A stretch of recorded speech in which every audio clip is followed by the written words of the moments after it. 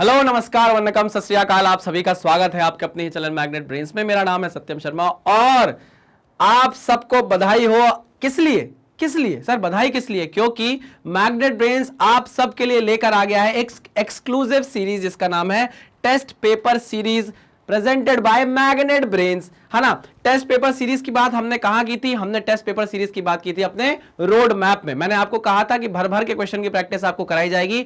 आपको कुछ नहीं करना है, बस घर बैठे बैठे इन क्वेश्चंस को देखना है और इसे प्रैक्टिस करनी है। अच्छा, ये जो टेस्ट सीरीज है ये फिजिक्स में भी आएगी, ये मैथ्स में भी आएगी, ये केमिस्ट्री में भी आएगी, ये बायो में भी आएगी। सारे सब्जेक्ट में आपको ये टेस्ट सीरीज मिलने वाली है। टेंशन लेने की जरूरत नहीं है। एक और खास चीज जो इस टेस्ट सीरीज में आपके लिए मैं लेकर आ रहा हूं वो ये है कि जैसे ही ये क्वेश्चन, जैसे ही ये वीडियोस आपके पास आएंगे, उस वीडियो के सामने आने से पहले एक दिन पहले आपको क्या मिल जाएगी भाई? पीडीएफ मिल जाएगी। किसकी पीडीएफ? ये जो क्वेश्चंस आपको दिए गए हैं इसकी पीडीएफ आपकी आंखों के सामने आ जाएगी, जिसको आपको प्रैक्टिस कर लेना है। अगर आपको किसी क्वेश्चन में डाउट आता है तो आप वीडियो को जरूर देखेंगे, आपको वीडियो में सोल्यूशन मिल जाएगा। लेकिन सर हमको सोल्यूशन के नोट्स भी चाहिए होते हैं, हमको सोल्यूशन के नोट्स नहीं मिलते हैं, तो इस बार उस दिक्कत का भी प्रबंध कर दिया गया है। अच्छा सर, उस दिक्कत की भी आपने दिक्कत को सॉल्व कर दिया? बिल्कुल कर दिया है। जैसे ही वीडियो सामने आएगा, इस वीडियो के साथ आपको एक लिंक मिलेगी जिसमें क्वेश्चन के साथ जो मैं सोल्यूशन आपको प्रोवाइड करूंगा उसका पीडीएफ आपको ऑलरेडी एकदम हाथ में मिलेगा। बस आपको एक क्लिक करना है और डाउनलोड आप कर सकते हो इस पीडीएफ को। तो ये बहुत शानदार चीज है जो आपको मिलने वाली है इस टेस्ट सीरीज में। ठीक है, तो चलिए स्टार्ट करते हैं हमारे इस पहले टेस्ट पेपर को, जो कि होने वाला है किस टॉपिक पर? ये होने वाला है ray optics and optical instrument पर। मैं आपको बता चुका हूं, मैं और आशीष सर आपको बता चुके हैं रोड मैप पूरा कि आपको कितने टेस्ट पेपर मिलेंगे। प्लीज उस रोड मैप को देखिए, उसका लिंक भी मैं आपको डिस्क्रिप्शन में डलवा दूंगा। ठीक है, पक्की बात है। चलो भाई, तो हम स्टार्ट कर रहे हैं अपने पहले पेपर को। अच्छा, क्लास 12 फिजिक्स के लिए टर्म 2 के लिए बहुत ज्यादा बच्चे डरे हुए हैं, है ना। बहुत सारे बच्चों के मैसेज आ रहे थे कि सर हमको बहुत डर लग रहा है क्लास 12 फिजिक्स के लिए कि कैसे करेंगे, क्या करेंगे। तो देखो हमने क्या निकाला है, उसका सार निकाला है। क्लास 12 का सार निकाला है किसके लिए? टर्म 2 के लिए। और एकदम टेस्ट पेपर आपके लिए बनाकर रेडी कर लिए हैं। आप बस प्रैक्टिस करते जाओ, आपके मार्क्स एकदम धड़ाधड़ आते जाएंगे, टेंशन लेने की जरूरत नहीं है। तो चलिए, मैंने आपको बताया था कि ये जो टेस्ट पेपर रहेंगे इसमें 20 क्वेश्चन होने वाले हैं। एक टेस्ट पेपर में आपको 5 वेरी शॉर्ट क्वेश्चंस मिलेंगे, ठीक है ना। उसके बाद आपको 8 क्वेश्चंस मिलने वाले हैं। किसके? 8 क्वेश्चंस आपको मिलने वाले हैं शॉर्ट टाइप के, और 8 5 13, और 4 क्वेश्चन आपको मिलने वाले हैं लॉन्ग टाइप, और उसके बाद 3 क्वेश्चन आपको एचओटी लेवल के मिलने वाले हैं। ठीक है ना। तो इस तरीके से हमने डिस्ट्रीब्यूट किया है। किस रूल के हिसाब से? डीएनएच रूल के हिसाब से। किस रूल के हिसाब से? डीएनएच रूल के हिसाब से। चलिए, वेरी गुड, आगे बढ़ते हैं, स्टार्ट करते हैं हमारे पहले क्वेश्चन से। देखिए, वैसे तो ये वेरी शॉर्ट क्वेश्चन है, मैं ज्यादा इसमें मुझे ज्यादा आपको बताना चाहिए नहीं, लेकिन मैं उन बच्चों का भी ध्यान रखूंगा जो एकदम से पढ़ने आए और जिनको शायद इतनी चीजें पता ना हो। तो मैं इतनी कोई जल्दीबाजी नहीं करूंगा, लेकिन हाँ, आपको जल्दी करना है वेरी शॉर्ट क्वेश्चन को। फटाफट put the value get the answer वाले क्वेश्चन है, तुरंत आंसर इसके निकालना है। चलो भाई, the refractive index of water and glass with respect to air. अच्छा, refractive index of water and glass. अच्छा, तो आपको refractive index of water with respect to air दिया हुआ है, यानी कि म्यू डब्ल्यू बाय म्यू ए दिया हुआ है। बिल्कुल दिया है। कितना दिया है वो? 4/3। ठीक। सिमिलरली आपको क्या दिया हुआ है? रिफ्रैक्टिव इंडेक्स ऑफ ग्लास दिया है विद रिस्पेक्ट टू एयर। इसको आप कैसे लिख सकते हो? म्यू जी बाय म्यू ए लिख सकते हो कि नहीं लिख सकते? क्या है भाई ये? कितना दिया है आपको? 5/3 दिया हुआ है। आपसे पूछा क्या गया है? पूछा गया है आपसे कि रिफ्रैक्टिव इंडेक्स ऑफ, क्या पूछा है? Glass with respect to water निकाल कर बताओ। Glass with respect to water निकाल कर बताओ। अच्छा, ठीक है। मेरे को एक फॉर्मूला बहुत अच्छे से पता है, ए mu W into W mu G is equals to क्या आ जाएगा भाई? ए म्यू जी आ जाएगा। हाँ कि ना?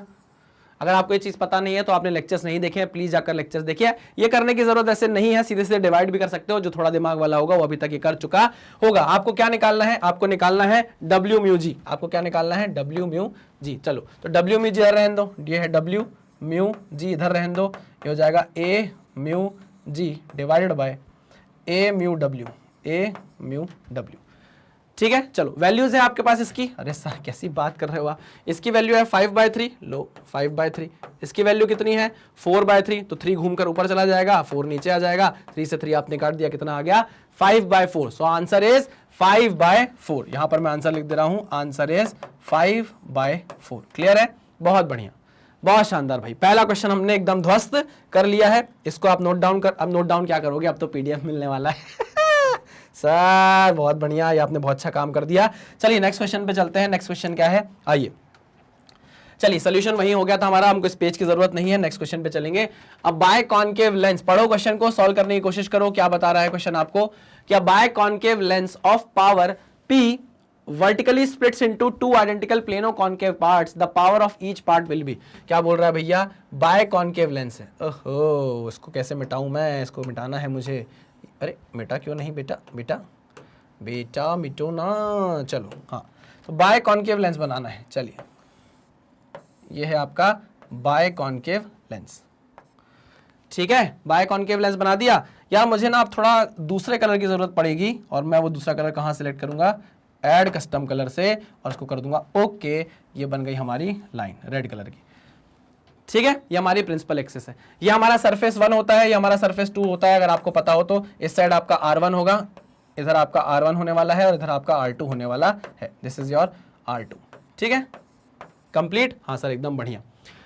यहां पर बोला है कि भैया अच्छा, इसका जो क्या बोलते हैं पावर की बात हुई है ना। चलो पावर का फॉर्मूला सटासट लिख देते हैं यार। पावर, अरे अरे अरे अरे मुझे फिर से यहां से कलर चेंज करना पड़ेगा, ये थोड़ा सा नया काम आ गया है। Power is equal to 1/f, इसका फॉर्मूला है, लेंस मेकर फॉर्मूला हमारे पास, म्यू माइनस 1 1/r1, या मैं बोलूँ अगर दोनों का क्या है भैया, दोनों की रेडियस सेम है, अगर आप समझना इतनी सी बात, तो आप क्या बोल सकते हो, यहां पर इसका रेडियस क्या होगा, r1 नेगेटिव होगा, इसको आप नेगेटिव लोगे, इसको आप पॉजिटिव लोगे। अब ये नेगेटिव है, पॉजिटिव क्यों होगा, इसके लिए आपको लेक्चर देखना पड़ेगा। तो मैं इसको बोलूंगा r1 माइनस है, माइनस ऑफ 1/r, ठीक है।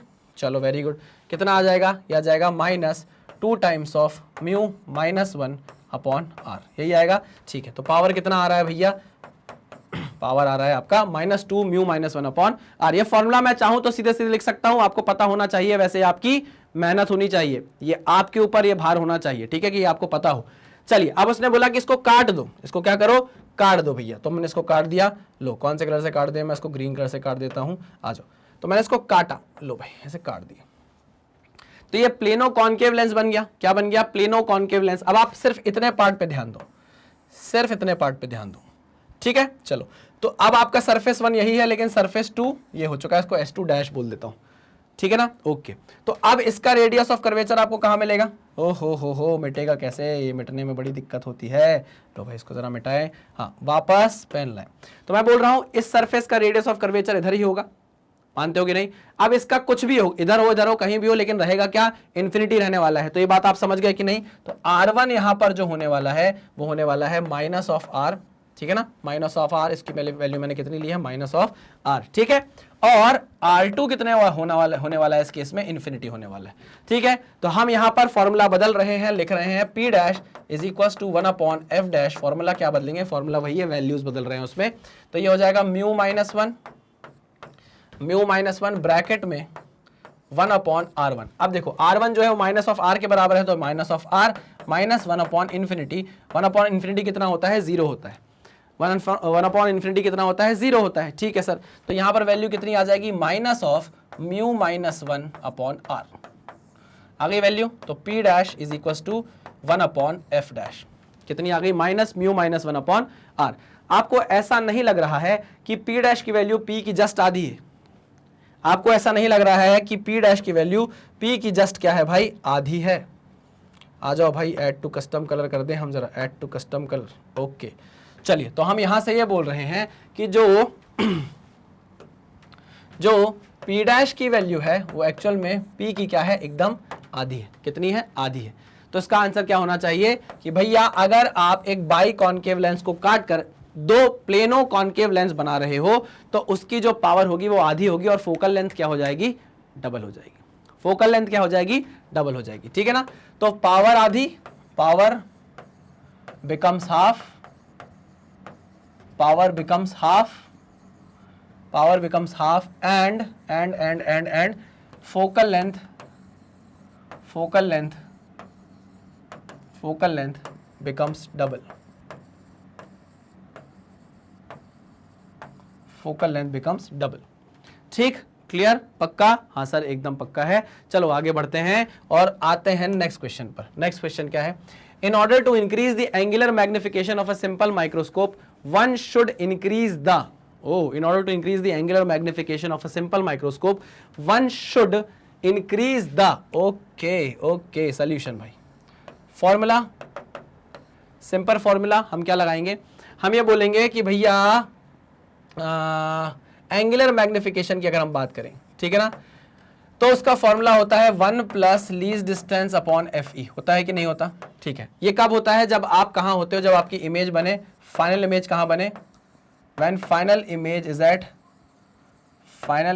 Is at least distance of distinct vision, ठीक है, मानते हो कि नहीं मानते, हाँ सर, ठीक है। और अगर हम बात करें कि अगर हमारी इमेज वहां बन रही है, नॉर्मल एडजस्टमेंट का केस है सर, तो नॉर्मल एडजस्टमेंट का केस है, तो उसके लिए मैग्निफिकेशन का फॉर्मूला क्या होता है, L D upon F E, होता है कि नहीं, किसके लिए, नॉर्मल एडजस्टमेंट के लिए, नॉर्मल एडजस्टमेंट के लिए, समझे कि नहीं समझे, हाँ सर समझ गए, ठीक है।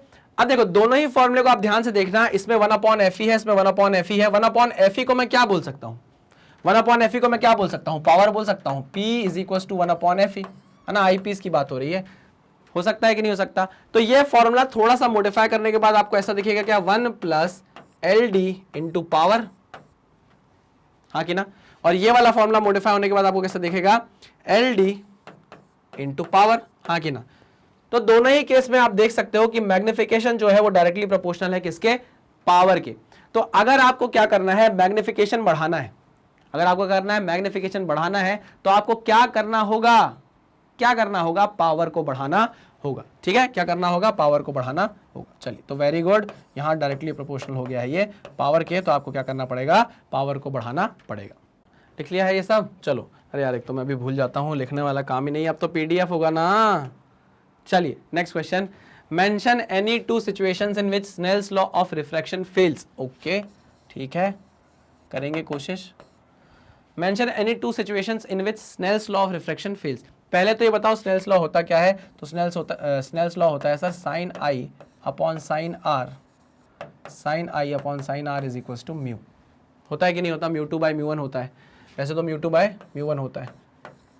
इस रेशो को आप क्या बोल देते हो, कांस्टेंट बोल देते हो, क्या बोल देते हो, कांस्टेंट बोल देते हो। अब लेकिन बोल रहा है कि ऐसी 2 कंडीशन बताओ जिसमें आपका स्नेल्स लॉ फेल हो रहा होगा, तो चलो मैं आपको पहली कंडीशन दिखाता हूं। पहली कंडीशन क्या है, पहली कंडीशन ये है कि कलर बदलो पेन का, तब तो मजा आएगा ना सर, ठीक है, add to custom colours, okay. चलिए, ये है क्या, लाइन, ठीक है, यहां होने वाला है क्या, रिफ्रैक्शन, यहां क्या होने वाला है, रिफ्रैक्शन, पक्का। चलो स्नेल्स लॉ है ना, अरे भाई बंद हो जा, चलो।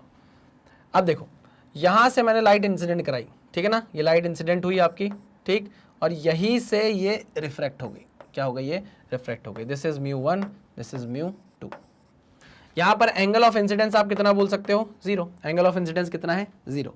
अगर एंगल ऑफ इंसिडेंस 0 है तो एंगल ऑफ रिफ्रैक्शन भी कितना है, 0 है, ऑब्वियस ही बात है।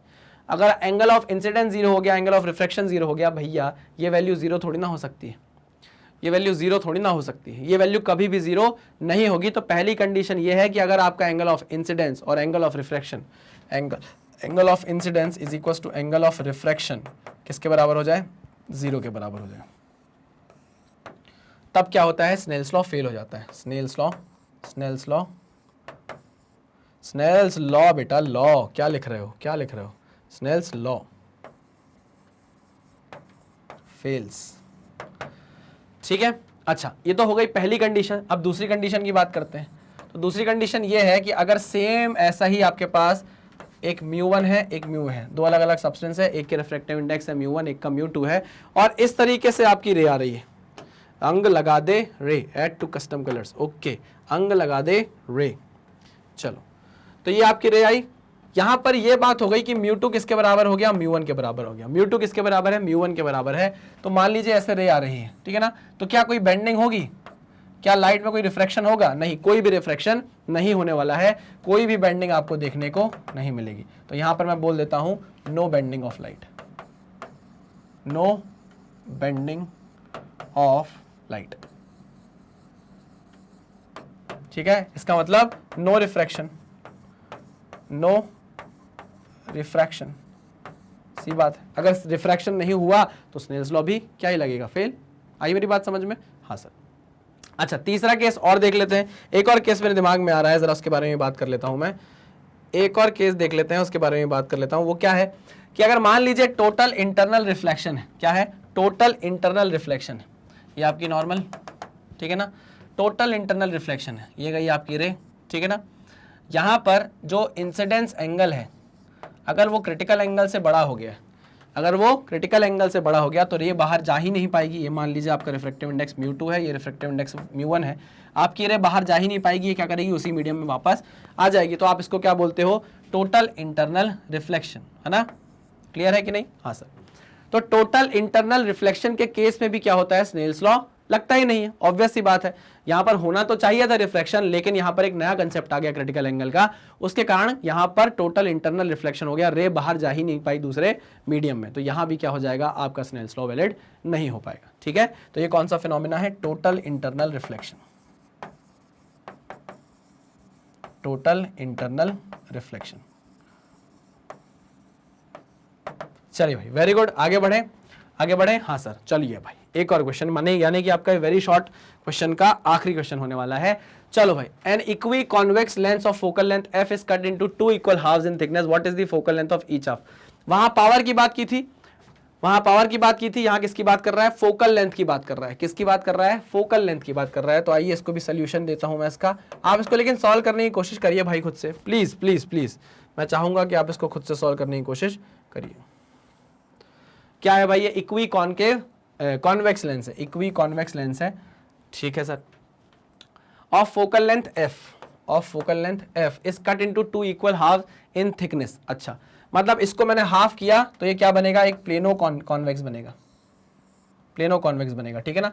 This is your surface 1, this is your surface 2, this is your surface 1 and this is your surface 2। अगर इसमें मैं वही फॉर्मूला लगा दूं, 1/f is equals to mu minus 1, अरे अरे अरे अरे, ब्रैकेट लगो, ब्रैकेट लगो, पूरा ब्रैकेट लगो, 1/r1। अच्छा, r1 is equals to r2 is equals to r है, मैग्नीट्यूड की बात कर रहा हूं भाई, मैग्नीट्यूड की बात कर रहा हूं, साइन हम चेंज कर लेंगे अपने हिसाब से। s1 है, इसका रेडियस ऑफ कर्वेचर इधर होगा, this is your r1 is equals to positive of r and this is your r2, this is your r2 which is negative of r, ठीक है। तो 1/r1 कितना आएगा, r, ये कितना आएगा, minus of minus r is plus r, कितना हो गया भाई ये, 2 mu minus 1/r, 2 mu minus 1/r। तो यहां पर आपका फोकल लेंथ या 1/f जो आ रहा है वो 2 times of mu minus 1/r के बराबर आ रहा है, ठीक है। क्लियर है इतनी बात? हाँ सर। आइए इसके बारे में यही फॉर्मूला लगाकर देखते हैं। तो 1/f is equals to mu minus 1। अब आप देखिए इसमें r1 क्या होगा, r1 इस डायरेक्शन में होगा, होगा कि नहीं, हाँ कि ना। तो r1 क्या होगा, r1 is positive of r और r2 क्या होने वाला है, r2 होने वाला है इन्फाइनाइट, r2 इन्फाइनाइट होने वाला है। चलिए, तो r1 1/r माइनस 1/इन्फाइनाइट, ये तो 0 हो जाएगा। खत्म करो इसको, इसको खत्म करो, खत्म करें क्या, इसको खत्म करें, हट जाओ, हट जाओ तुम भी, ठीक। कितना आ गया, म्यू माइनस 1/r आ गया, इसको f डैश कर देता हूँ, 1/f dash is equals to mu minus 1/r। बताइए क्या हुआ, बताइए क्या हुआ। फोकल लेंथ, फोकल लेंथ की अगर हम बात करें, अगर आपको इसमें समझ नहीं आया तो उल्टा करके लिख लो, f is equals to r/2 times of mu minus 1, ठीक है ना। f dash is equals to r/म्यू माइनस 1। अब बताओ क्या हुआ है, बताओ क्या हुआ है। यहां पर फोकल लेंथ डबल हो गई है, इसमें अगर मैं 2 का मल्टीप्लाई करूं तो वही बनेगा, हाँ सर। तो f डैश जो है, एक्चुअल में देखा जाए f डैश जो है वो ट्वाइस ऑफ f हो गई है, फोकल लेंथ क्या हो गई है, डबल हो गई है। क्लियर, पक्का 100%? हाँ सर 100%। चलो भाई, वेरी गुड, ये क्वेश्चन भी हमने कर लिया है। चलिए आगे बढ़े, आगे बढ़ते हैं।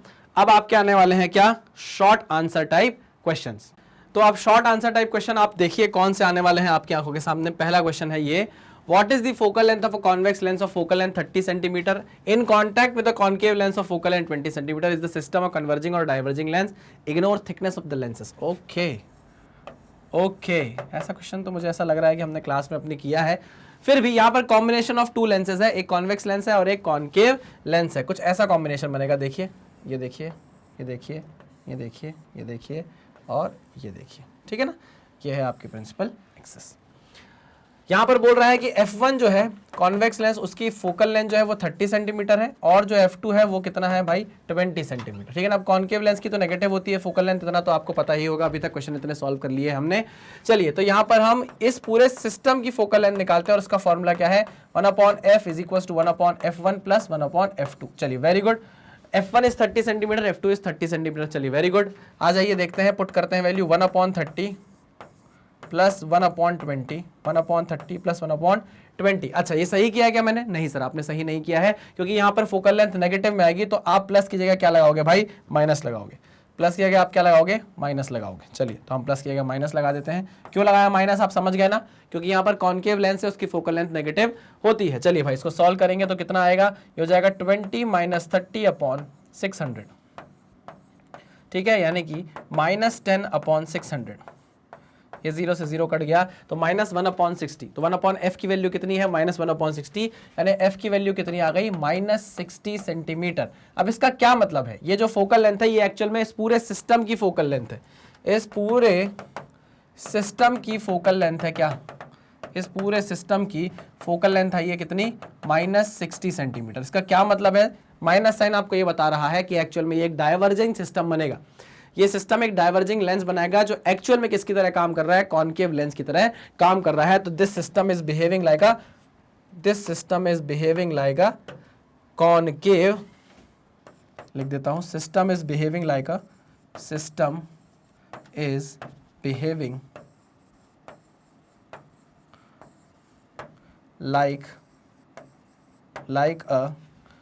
Concave lens. ठीक है, चलिए वेरी गुड, बहुत बढ़िया, शानदार, मजा आ गया। यार ये पेन बहुत ज्यादा मोटा तो नहीं लग रहा है आपको? अगर मोटा लग रहा है तो उसको मैं थोड़ा सा 13 पे कर देता हूँ। ठीक है, मेरे ख्याल से आप सही। ठीक है, चलिए वेरी गुड, आगे बढ़े। चलो भाई नेक्स्ट क्वेश्चन पे चलते हैं। नेक्स्ट क्वेश्चन क्या है? नेक्स्ट क्वेश्चन है आपका, a ray of light is incident at an angle of 45 degree on one face of a rectangular glass slab of thickness 10 centimetre and refractive index 1.5। Calculate the lateral shift produce. बहुत अच्छा question है, अच्छा question है। Solution अच्छा question है, आइए solve करेंगे question को। तो यहां पर हमको अपना दूसरा कलर चूज करना पड़ेगा। आइए, आपको एंगल ऑफ इंसिडेंस दिया हुआ है। एंगल ऑफ इंसिडेंस कितना दिया है? 45 degree. Angle of incidence 45 degree दिया है on one face of a rectangular glass slab of thickness 10 centimetre. Thickness कितनी दी है? 10 सेंटीमीटर। ठीक है, एंड रिफ्रैक्टिव इंडेक्स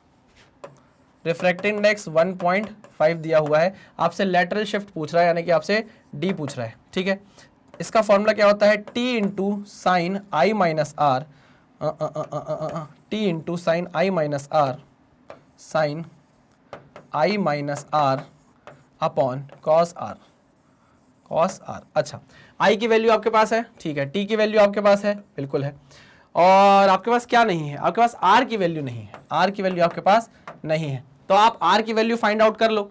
आप आर की वैल्यू फाइंड आउट कर लोगे तो आपसे इजीली क्या निकालते बन जाएगा? लेटरल शिफ्ट निकालते बन जाएगा। ठीक है, चलिए आर की वैल्यू के लिए हम मेहनत करते हैं। वो कैसे निकलेगी सर?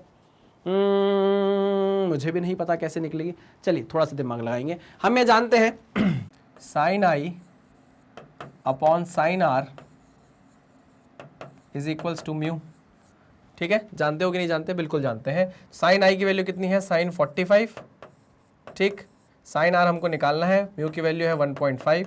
तो यहाँ से आपको आर की वैल्यू मिल जाएगी। ठीक है ना, यहाँ से आप आर की वैल्यू फाइंड आउट कर सकते हो। ठीक है ना, परपेंडिकुलर अपॉन हाइपोटेनियस निकाल लेना, उससे कॉस निकाल लेना, सब कुछ आप निकाल सकते हो। तो चलिए यहाँ से जब आप आर निकालोगे तो आर की वैल्यू आएगी 28.12 डिग्री। ठीक है, कितनी आएगी? आर की वैल्यू आएगी 28.12 डिग्री। अब आर को यहाँ पुट कर देना, आई की वैल्यू है, टी की वैल्यू है, आर की वैल्यू है, तो आप यहाँ से क्या निकाल सकते हो? लेटरल शिफ्ट निकाल सकते हो। तो D is equals to t की वैल्यू कितनी है? थिकनेस इज 10 सेंटीमीटर, यानी कि 0.1 मीटर। ब्रैकेट में, सॉरी ब्रैकेट नहीं आएगा, इसको मिटाना पड़ेगा। चलिए हटिए आप यहाँ से। Sine 0.1 into sine i minus r, यानी कि 45 minus 28.12 divided by cos are.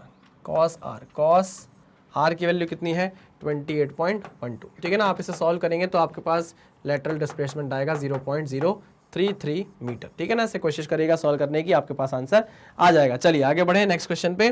सो ये हमने सोल्यूशन आपको दे दिया है सेकंड क्वेश्चन का। थर्ड क्वेश्चन पे चलते हैं। Calculate the radius of curvature of an equiconcave lens of refractive index 1.5 when it is kept in a medium of refractive index 1.4 to have a power of -5d 5 dioptre. ठीक है, आइए इसको भी solve करते हैं। आप please question को देखकर वीडियो पॉज करके और सॉल्व करने की कोशिश किया कीजिए। रेडियस ऑफ कर्वेचर हमको निकालना है इक्वी कॉनकेव लेंस का। ठीक, क्या है ये? Equi concave lens. ठीक है ना। चलिए भाई, तो ये सरफेस 1 है, ये सरफेस 2 है। आप जानते हैं इधर से जब आप रेडियस नापेंगे तो ये कहलाएगी आपकी R1 जो कि -r के बराबर होगी। इधर से जब आप रेडियस नापेंगे तो वो होगी R2 किसके बराबर? प्लस r के बराबर होगी। ठीक है। हाँ भाई, तो हमारे पास एक फॉर्मूला है, power is equals to 1/f is equals to mu -1, जिसको आप कौन सा फॉर्मूला बोलते हो? Lens makers formula. कौन सा फॉर्मूला? Lens makers formula. ठीक है ना। R1 -r2, 1/R1 -R2। ठीक है, वैल्यूज पुट करेंगे। पावर आपको कितनी दी है? -5। ठीक है, म्यू -1, म्यू आपको दिया हुआ है रिफ्रैक्टिव इंडेक्स। ठीक है, अच्छा यहाँ पर आपको रिफ्रैक्टिव इंडेक्स 2 देखने को मिल रहे हैं, तो आप बोलोगे सर ये कौन सा फॉर्मूला था? अरे याद करो भाई, ये सारी चीजें मैं आपको बता चुका हूँ। यहाँ पर फॉर्मूला कैसे चेंज होगा? ये चीज आ गई तो कैसे चेंज होगा? यहाँ पर फॉर्मूला हो जाएगा μ2 - μ1/μ1। क्या दिक्कत है आपको? μ2/μ1 -1 हो जाएगा, और क्या। ठीक है, चलिए तो यहाँ पर वैल्यू हो गई कितनी? 1.5 - 1.4 डिवाइड बाय 1.4। ठीक है, चलो वेरी गुड। अंदर यहाँ ब्रैकेट में आप क्या लिखोगे? 1/R1। अब R1 देखिए किधर है? R1 -r के बराबर है, तो आप यहाँ पर लिखोगे 1/-r माइनस ऑफ R2 की वैल्यू कितनी है? R। ठीक है, चलो वेरी गुड, आगे बढ़ते हैं। यहाँ से आप देख सकते हो 1.5 - 1.4, इसको आप सॉल्व करोगे, इसको आप सॉल्व करोगे तो कितना आ जाएगा? इसको अपन ऐसे भी तो सॉल्व कर सकते हैं कि मैं इसको ऐसे लिख दूं 1.5/1.4 -1, तो ये क्या हो जाएगा? पॉइंट हट जाएगा, तो 15 - 14/14, तो 15 - 14 इज 1, 1/14 आ जाएगी वैल्यू। तो यहाँ पर मैं लिख देता हूँ क्या? 1/14। कोई दिक्कत क्या? नहीं सर, कोई भी दिक्कत नहीं है। ये किसके बराबर हो जाएगा? -2 टाइम्स ऑफ r के बराबर हो जाएगा। ये -5 के बराबर है, माइनस से मैंने माइनस काट दिया, r मैं उधर ले गया, r में उधर ले गया, तो चलो r कितना आ जाएगा? r को आप उधर ले जाओ, तो r इज इक्वल टू 2/5 × 14। सही लिखा क्या मैंने? 2/5 × 14, तो ये कितना हो गया? 2 7 = 14, तो r की वैल्यू कितनी आ गई भाई? 1/35, 1/35। वैल्यूज हमने किस में रखी थी? तो यहाँ पर आ गई आपकी कितनी? मीटर में। ये वैल्यू किस में आ गई? मीटर में। तो r is equal to 1/35 metre. Answer आ गया। चलिए बहुत बढ़िया, बहुत ही शानदार। आगे बढ़े, आगे बढ़ते हैं, नेक्स्ट क्वेश्चन पर चलते हैं। चलो, सोल्यूशन के लिए मैंने जगह छोड़ के रखी थी कि इनकेस अगर हमारा क्वेश्चन बढ़ा जाता है तो हमें जगह मिल जाए, बट हमारे क्वेश्चन फटाफट सॉल्व हो रहे हैं, हमको जरूरत इसकी नहीं पड़ रही है। Show analytically from the lens equation that when the object is at the principal focus the image is formed at infinity. अब देखो इस क्वेश्चन में इसने बोला है कि एनालिटिकली प्रूव करो, ग्राफिकली प्रूव नहीं करना है, एनालिटिकली प्रूव करना है। डायग्राम बनाने को नहीं बोल रहा है, सिर्फ और सिर्फ फॉर्मूले से प्रूव करने को बोल रहा है। और कौन सा फॉर्मूला बोल रहा है यूज करने को? Lens formula. कौन सा फॉर्मूला? Lens formula. ठीक है, चलिए लेंस फॉर्मूला हम यूज करते हैं। 1/f is equal to 1/v - 1/u, 1/v - 1/u। चलिए, हाँ अच्छा, आपका ऑब्जेक्ट कहाँ रखा हुआ है? फोकस पे रखा है। कहाँ पर रखा है? फोकस पे रखा है। तो आपकी u की वैल्यू किसके बराबर होगी? -f के बराबर।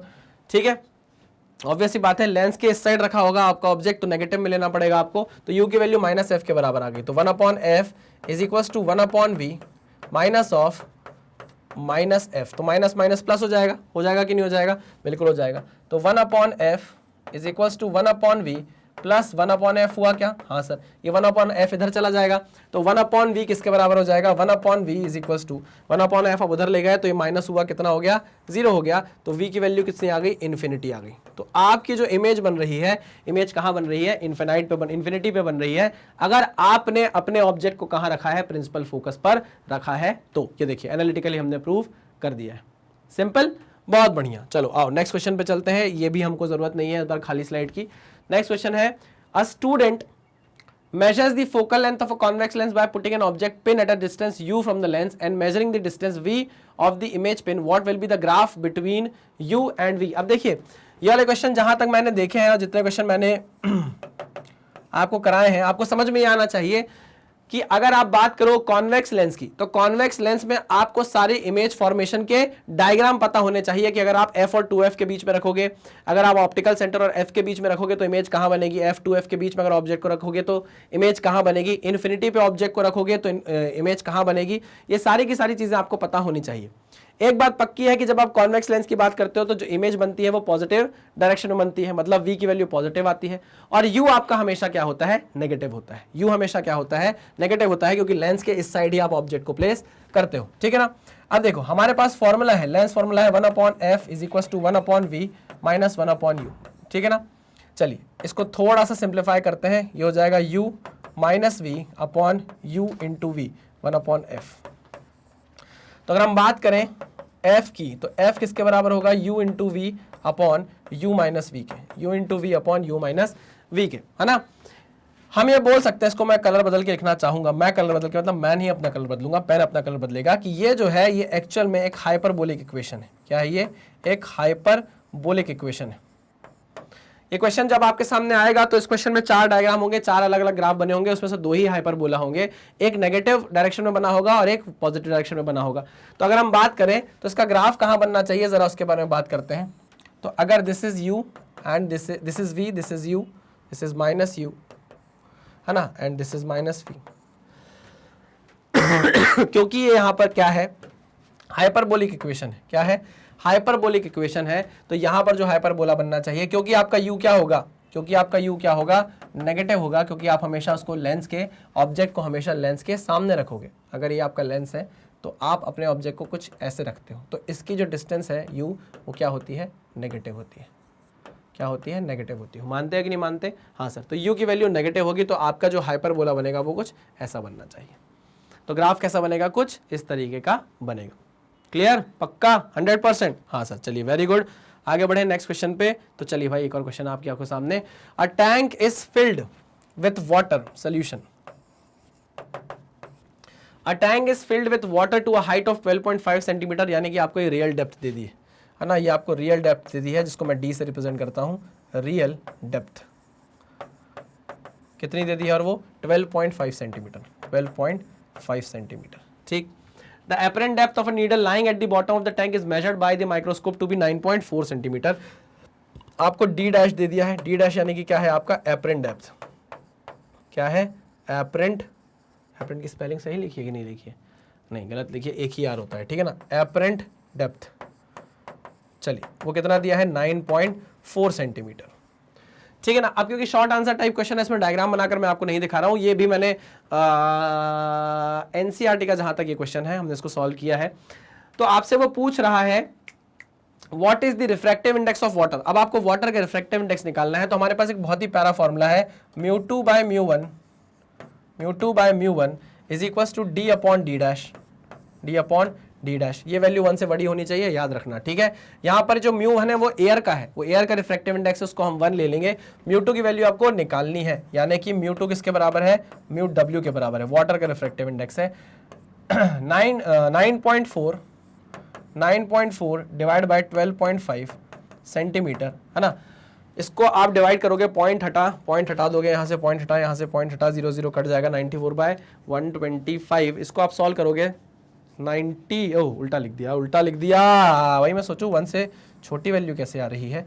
ये होगा क्या, ये होगा अपना 12.5 सेंटीमीटर डिवाइड बाय 9.4 सेंटीमीटर। ये पॉइंट हटाया, अब वैल्यू 1 से बड़ी आएगी, तो 1 से बड़ी वैल्यू आने वाली है 125/94, 1.33, कितनी वैल्यू आएगी, 1.33। इसे आप सॉल्व करेंगे तो आपके पास रिफ्रैक्टिव इंडेक्स ऑफ वाटर कितना आएगा, 1.33 आएगा, ठीक है।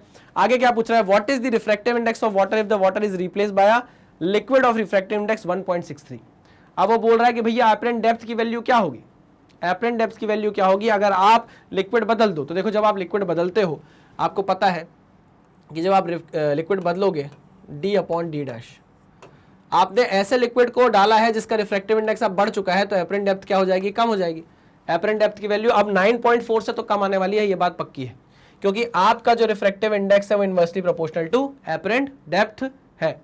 या मैं बोलूँ एपरेंट डेप्थ जो है वो inversely proportional to refractive index है। जितना आप रिफ्रैक्टिव इंडेक्स बढ़ाओगे उतनी एपरेंट डेप्थ कम होती जाएगी। ठीक है, इस तरीके से इस चीज़ को समझ सकते हैं। तो चलो, अब आपके पास जो नया रिफ्रैक्टिव इंडेक्स आया है म्यू डैश, वो कितना है 1.63। ठीक है ना, तो mu dash is equals to d upon d double dash. मानते हो कि नहीं? म्यू डैश की वैल्यू कितनी है 1.63 इज इक्वल्स टू डी की वैल्यू कितनी है 12.5 डिवाइड बाय, अब आपको डी डबल डैश निकालना है।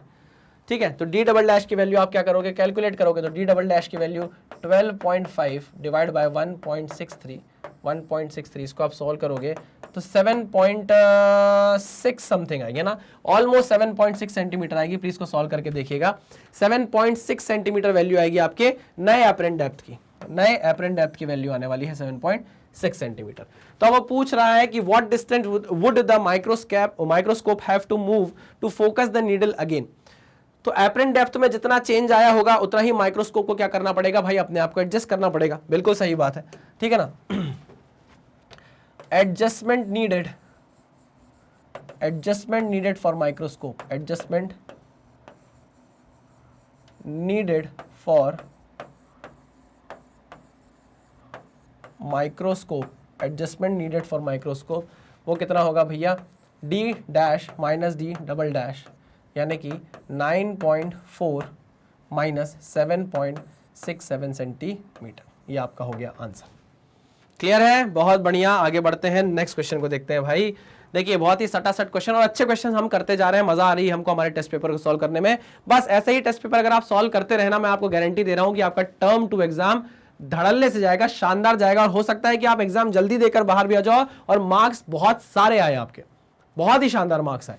चलो, क्वेश्चन 7 क्या है, the objective of an astronomical telescope has a diameter of 150 mm, अच्छा, and a focal length of 4 metre. चलो, एस्ट्रोनॉमिकल टेलीस्कोप है जिसके ऑब्जेक्टिव का फोकल लेंथ 4 मीटर है। बाप रे, फोकल लेंथ ऑफ ऑब्जेक्टिव आपको कितना दिया है, 4 मीटर दिया है। बाप रे। The eyepiece has a focal length of 25 mm, eyepiece का जो फोकल लेंथ दिया है वो आपको 25 mm दिया है, यानी कि 25 इंटू 10⁻³ मीटर दिया है। Calculate the magnifying power of telescope, magnifying power of telescope. ये मैग्नीफाइंग पावर मैं कहां निकाल रहा हूं, least distance of distinct vision पर निकाल रहा हूं। कहां निकाल रहा हूं, least distance of distinct vision पर। तो magnification is equal to minus f0 by fe, ये तो फॉर्मूला है आपको याद होगा, 1 plus LD upon fe। LD क्या है भैया, least distance of distinct vision, जिसकी वैल्यू कितनी होती है 0.25 मीटर, यानी कि 25 सेंटीमीटर। ठीक है, चलो भाई, तो is equal to minus f0 by fe, minus f0 by fe, ये है 4 metre, divide by fe is 25 into 10⁻³ ऊपर चला जाएगा।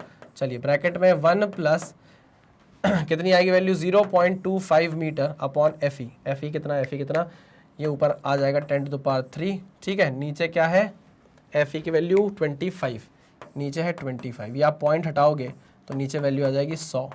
ठीक है ना, ये 2 कटा, ये कट गया, कितना बचा 250 अपॉन 25। ठीक है, चलो उसको सॉल्व करेंगे, माइनस 4 इंटू 1000 अपॉन 25, 1 प्लस 25 यानी कि 250 डिवाइड बाय 25, तो ये कितना हो जाएगा भाई 25 धाम 250, 10 और 1 11। ठीक, ये हो जाएगा 25 चौको 100, ये हो जाएगा 40। चलिए, तो यहाँ से आप मैग्नीफिकेशन निकाल सकते हैं, मैग्नीफाइंग पावर निकाल सकते हैं, कितना आएगा -4 इंटू 40 इंटू 11, है ना। चलिए, तो 4 चौको 16, ठीक है, ये हो जाएगा 11 11 11 11 11 11, ये हो जाएगा 160 इंटू 11, ये हो जाएगा 11 0 11 सिंह 66 6 हंसिलाई 6 11 एकम 11 और 6 17, तो -1760 आ जाएगी आपकी क्या मैग्नीफाइंग पावर। ठीक है, -1760 क्या आ जाएगी आपकी मैग्नीफाइंग पावर। कोई दिक्कत, कोई परेशानी तो कहो हाँ। चलो, बहुत बढ़िया, समझ में आ रहा है। एक और क्वेश्चन, ये क्वेश्चन होने वाला है हमारे short question answer type question का आखिरी क्वेश्चन, जो है क्या, an equilateral glass prism has a refractive index of 1.6 in air. अच्छा, an equilateral glass prism has a refractive index 1.6 in air, calculate the angle of minimum deviation of the prism when kept in a medium of refractive index 4√2/5। Angle of minimum deviation वाला formula पता है भैया, prism हमारा जो prism formula है, हाँ sir क्या है, वो है μ2/μ1 is equals to sine of a plus angle of minimum deviation divide by 2 upon sine a/2, sine a/2। मानते हो कि नहीं मानते? हाँ सर मानते हैं। μ2 क्या है? μ2 भैया जहां से लाइट आ रही है, मतलब जहां पे लाइट जा रही है, लाइट जहां से आती है वो आपके सराउंडिंग मीडियम होता है और जाती किसके अंदर है? प्रिज्म के अंदर जाती है। तो ये क्या है? प्रिज्म का रिफ्रैक्टिव इंडेक्स है। प्रिज्म का रिफ्रैक्टिव इंडेक्स आपको दे दिया 1.6, ऊपर लिख दो। प्रिज्म के अंदर जा रही है लाइट, तो μ2 कहां से आ रही है? सराउंडिंग मीडियम से आ रही है, ठीक है। तो 1.6 हो गया प्रिज्म का रिफ्रैक्टिव इंडेक्स, और आपको मीडियम का रिफ्रैक्टिव इंडेक्स दिया है 4√2/5, 4√2/5, 4√2/5 यानी कि 5 ऊपर चला जाएगा, ठीक है। इसको आप क्या लिखोगे? साइन, इक्विलेटरल है आपका, इक्विलेटरल ग्लास प्रिज्म है, तो ए की वैल्यू 60, तो 60 plus del m/2 divided by sine a/2 यानी कि साइन 30, है ना, साइन 30। चलिए, तो 1.6 का ये पॉइंट मैंने हटाया, नीचे लगाया 10, ये काटा 5 2 ज़ा 10, ये काटा 4 4 ज़ा 16, ये काट दिया 2 2 ज़ा 4, ठीक है। तो 2/√2 आया, ऊपर मैंने मल्टीप्लाई किया किससे? √2 से, नीचे मल्टीप्लाई किया √2 से, तो √2 कट जाएगा किससे? 2 से, तो आंसर कितना आएगा? √2 आएगा, ठीक है। चलो भैया, तो √2 वैल्यू आ गई। √2 इज इक्वल्स टू यहाँ पर मैं क्या करूं, ये साइन 30 है, साइन 30 को इधर मल्टीप्लाई कर दूं जाके, तो ये हो जाएगा साइन 30 मल्टीप्लाई किया तो ये 1/2, साइन 30 उधर मल्टीप्लाई हुआ तो √2 इंटू साइन 30, साइन 30 की value 1/2 is equals to sine 60 plus del m/2, ठीक है। अच्छा, अब यहाँ फिर √2 आ गया यार, फिर फंस गई √2 की बात। ऊपर फिर मल्टीप्लाई किया मैंने √2 से, नीचे फिर मल्टीप्लाई किया मैंने √2 से, √2 किससे कट जाएगा? 2 से कट जाएगा, कितना आ जाएगा? 1/√2 के बराबर। साइन इधर आएगा तो साइन इनवर्स हो जाएगा, sine inverse of 1/√2 is equals to 60 plus del m/2। Sine inverse of 1/√2 का आपको क्या देगा? 45 डिग्री एंगल देगा, हाँ सर। तो साइन इनवर्स ऑफ 1/√2 कितना आएगा? 45 degree into 2 is equal to 60 plus del M, 60 plus del M. चलिए, तो 45 into 2 is 90, 90 minus 60 is equal to del M, 90 minus 60 is 30, तो डेल एम की वैल्यू कितनी आ गई? 30 डिग्री। तो एंगल ऑफ मिनिमम डिविएशन आपका कितना आ गया है? 30 डिग्री आ गया है। बात समझ में आई? हाँ सर समझ में आ गई है। चलिए भाई, तो इसी के साथ हमारे शॉर्ट टाइप आंसर खत्म होते हैं और हम बढ़ रहे हैं अब किसकी तरफ? लॉन्ग आंसर टाइप क्वेश्चन की तरफ। तो पहला क्वेश्चन क्या होने वाला है लॉन्ग आंसर टाइप का, वो हमारे सामने आ गया है। एक रिलेशन हमें डिराइव करना है, मोस्टली आपको डेरिवेशन वाले ही क्वेश्चन यहाँ पर देखने को मिलेंगे। क्या करना है भाई? हमें लेंस, कॉन्वेक्स लेंस का यूज करना है जो रियल इमेज बनाए, और क्या डिराइव करना है आपको? लेंस फॉर्मूला डिराइव करना है। तो आइए इसको सॉल्व करते हैं, आइए इसको डिराइव करते हैं, मेरा मतलब है। तो ये है आपका लेंस, ठीक है, और ये है आपकी प्रिंसिपल एक्सिस। क्या है ये? आपकी प्रिंसिपल एक्सिस है, ठीक है। यहाँ पर मैं दूसरा कलर यूज करना चाहूँगा जो कि होगा रेड कलर, जो कि होगा रेड कलर, और एक ऑब्जेक्ट प्लेस करूँगा, ठीक है ना। ये ऑब्जेक्ट है मेरा, इस पॉइंट को नाम दूंगा पॉइंट बी और इसको बोलूँगा ए, ठीक है ना। ये है हमारा क्या? फोकस। चलिए भाई, हमको पता है कि ये हमारा ऑप्टिकल सेंटर होगा, है ना। जो भी चीज़ें हैं आपको सारी चीज़ें पता होनी चाहिए। देखो बेसिक चीज़ें आपको पता होनी चाहिए। मैं डेरिवेशन करा रहा हूँ, मैं सारी चीज़ें आपको बताऊंगा, ये मेरा काम है। ये हमारी, ये कहाँ से पास होगी भाई? ये फोकस से पास होगी। फोकस से पास तो होगी, लेकिन सर अच्छा भी तो बनाओ ना डायग्राम यार, सीधी सीधी लाइन बनाओ। ये सीधी सीधी लाइन कुछ ऐसी जाएगी, ठीक है ना। ये फोकस से पास हुई, चलिए भाई ये फोकस से पास हुई, दिस इज योर फोकस, ठीक है। अब जो दूसरी लाइन होगी वो कहाँ से पास होगी? दूसरी लाइन ऑप्टिकल सेंटर से पास होगी और यहाँ कहीं जाएगी, ठीक है। चलिए भैया, तो इसको आगे बढ़ाइए, यहाँ कहीं सर यार इसको मैं थोड़ा सा अच्छा डायग्राम बनाने की कोशिश करूँगा, ठीक है, प्लीज़ मेरा साथ दीजिएगा। तो मैं इसको कुछ इस तरीके से ले जाता हूँ, ठीक है ना। यहाँ पर आपकी क्या बन जाएगी भाई? इमेज बन जाएगी, इसको आप बोलोगे बी डैश ए डैश,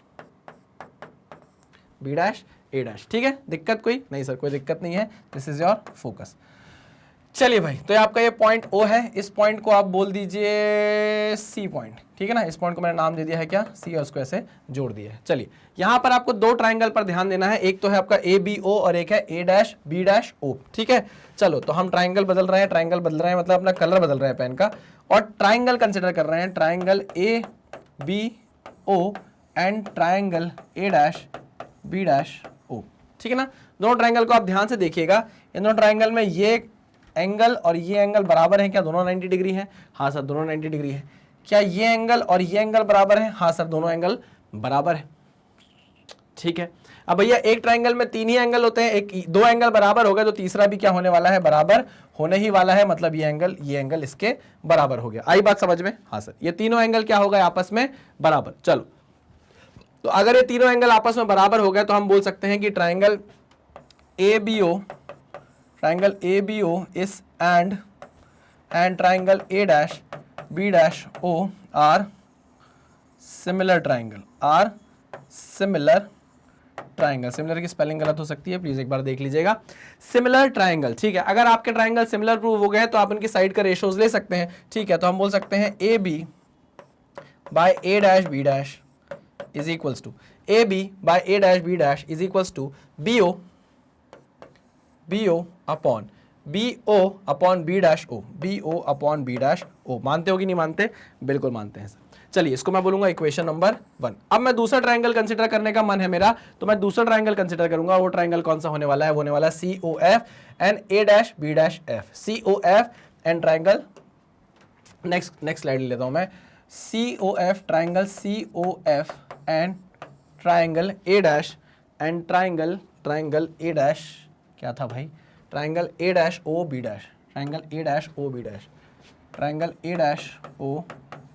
आई बात समझ में? हाँ सर। अब यहां पर ये दोनों ट्रायंगल भी क्या सिमिलर ट्रायंगल प्रूव होंगे? देख लेते हैं एक बार। ये एंगल 90 डिग्री, ये एंगल 90 डिग्री, ठीक है ना। ये एंगल और ये एंगल बराबर, ये एंगल बराबर, ये 90 और ये एंगल बराबर। तो हम बोल सकते हैं कि हाँ भाई ये दोनों ट्रायंगल क्या प्रूव हो गए? सिमिलर ट्रायंगल प्रूव हो गए। तो ये दोनों ट्रायंगल क्या है भाई? सिमिलर है। ये क्या है? ट्रायंगल सिमिलर है, ठीक है ना। सिमिलर की स्पेलिंग प्लीज एक बार देख लीजिएगा, हमेशा मुझसे गलत होती है। ये दोनों ट्रायंगल क्या है? सिमिलर है। तो यहाँ पर भी मैं साइड का रेशियो ले सकता हूं, तो CO upon A', B', CO upon A', B', देख लेता हूं भाई, पता चला गलत तो नहीं ले रहा हूं। CO upon A', B' is equal to OF upon B', OF upon B', OF upon B'। चलो, तो OF अपॉन B'। अब आप डायग्राम में देखिए, CO किसके बराबर है? क्या CO AB के बराबर है? हाँ, तो हम CO किसके बराबर बोल सकते हैं? AB के बराबर बोल सकते हैं। तो चलो भैया, इसका मतलब ये हुआ कि AB अपॉन A', B' का रेशो किसके बराबर होगा भाई? OF अपॉन B', के बराबर होगा। मानते हो कि नहीं मानते? हाँ सर मानते हैं। लेकिन AB अपॉन A', B का A', B' तो BO अपॉन B' के बराबर है। अरे हाँ कि ना? हाँ सर। इसको आप क्या बोल दो भैया? इक्वेशन नंबर 2 बोल दो। तो इक्वेशन नंबर 1 और इक्वेशन नंबर 2 को अगर आप देखोगे तो आपको पता चलेगा कि OF अपॉन B', किसके बराबर है? BO अपॉन B', के। BO अपॉन B', के। चलो, तो हम बोल सकते हैं from equation 1 and 2, from equation 1 and 2 हम बोल सकते हैं क्या? कि BO upon B' is equal to OF upon O'। अब ध्यान से सुनिएगा, BO को आप क्या बोलोगे? B से O तक की दूरी को आप क्या बोलोगे? अरे भैया, यहां पर आपका ऑब्जेक्ट रखा हुआ है तो ये U हो जाएगा कि नहीं हो जाएगा? हाँ सर हो जाएगा, ठीक है। अच्छा, O से लेके B' तक की दूरी को आप क्या बोलोगे? यहाँ इमेज बन रही है तो ये आपका V हो जाएगा कि नहीं हो जाएगा? हाँ सर, ये आपका V हो जाएगा, ठीक है। और क्या बोल सकते हो? ये आपका फोकस है, ठीक है। और कुछ देखते हैं। अब जो चीजें हमसे डिमांड की जाएगी हम वो चीजें लिखेंगे। BO क्या है? BO क्या है? Minus of U, opposite direction, incident ray की अपोजिट डायरेक्शन में है। अरे हाँ कि ना? देखो ना, ये इंसिडेंट रे की डायरेक्शन है और ये अपोजिट डायरेक्शन में हम डिस्टेंस नाप रहे हैं, तो माइनस U होगा कि नहीं होगा? तो BO की वैल्यू कितनी हो गई? Minus of U divide by B', की वैल्यू कितनी है? B' से O तक की दूरी कितनी है? ये है कितना भैया? V। चलो, तो पॉजिटिव वाला V is equals to OF की वैल्यू कितनी है? OF कहाँ है? O से लेके F तक की दूरी कितनी है? ये है आपकी फोकल लेंथ है, ठीक है भाई, ये आपकी फोकल लेंथ है। तो मैं इसको स्मॉल f लिख देता हूं, OF, ठीक है। और O', ये क्या है भाई? O', तो कुछ भी नहीं है। O', तो कुछ नहीं। BO अपॉन B', कुछ उल्टा हो गया क्या? OF अपॉन B' है, सॉरी, ये B' है ना? क्या है? B'। तो B' क्या है? B' क्या है? BO माइनस BF है क्या? B' माइनस, यहाँ देखो, B' को आप क्या बोल सकते हो? B' O minus B dash F बोल सकते हो। हाँ सर ठीक है, तो बी डैश ओ की दूरी को आपने वी बोला, ठीक है, बी डैश एफ की दूरी को आप क्या है, बी डैश एफ बोल रहा हूं मैं, सॉरी यार, B dash O minus O F बोल सकते हो, है ना, माइनस ओ एफ। ऐसी गलतियां आपको नहीं करनी है भाई, ठीक है। बी डैश एफ जो होगा वो B dash O minus O F होगा, ओ एफ, ठीक है। ओ एफ की वैल्यू कितनी है, वी माइनस एफ के बराबर, फोकल लेंथ के बराबर, ठीक है। चलिए तो v माइनस एफ पुट कर दूं, बिल्कुल कर दीजिए सर। तो ये हो गया v माइनस एफ, इसको इधर ले जाइए, तो माइनस u मल्टीप्लीकेशन में v minus F is equals to v into F. इसको मल्टीप्लाई किया, minus U V minus minus plus U F is equals to V F, ठीक है ना। इस पूरी इक्वेशन को मैं डिवाइड करूंगा यू वी एफ से। किससे डिवाइड करूंगा, यू वी एफ से। यहां पर कलर बदल लेता हूं, शायद हमको थोड़ा फायदा हो जाए। तो मैं इस पूरी इक्वेशन को डिवाइड कर रहा हूं यू वी एफ से, यू वी एफ से और यू वी एफ से, ठीक है।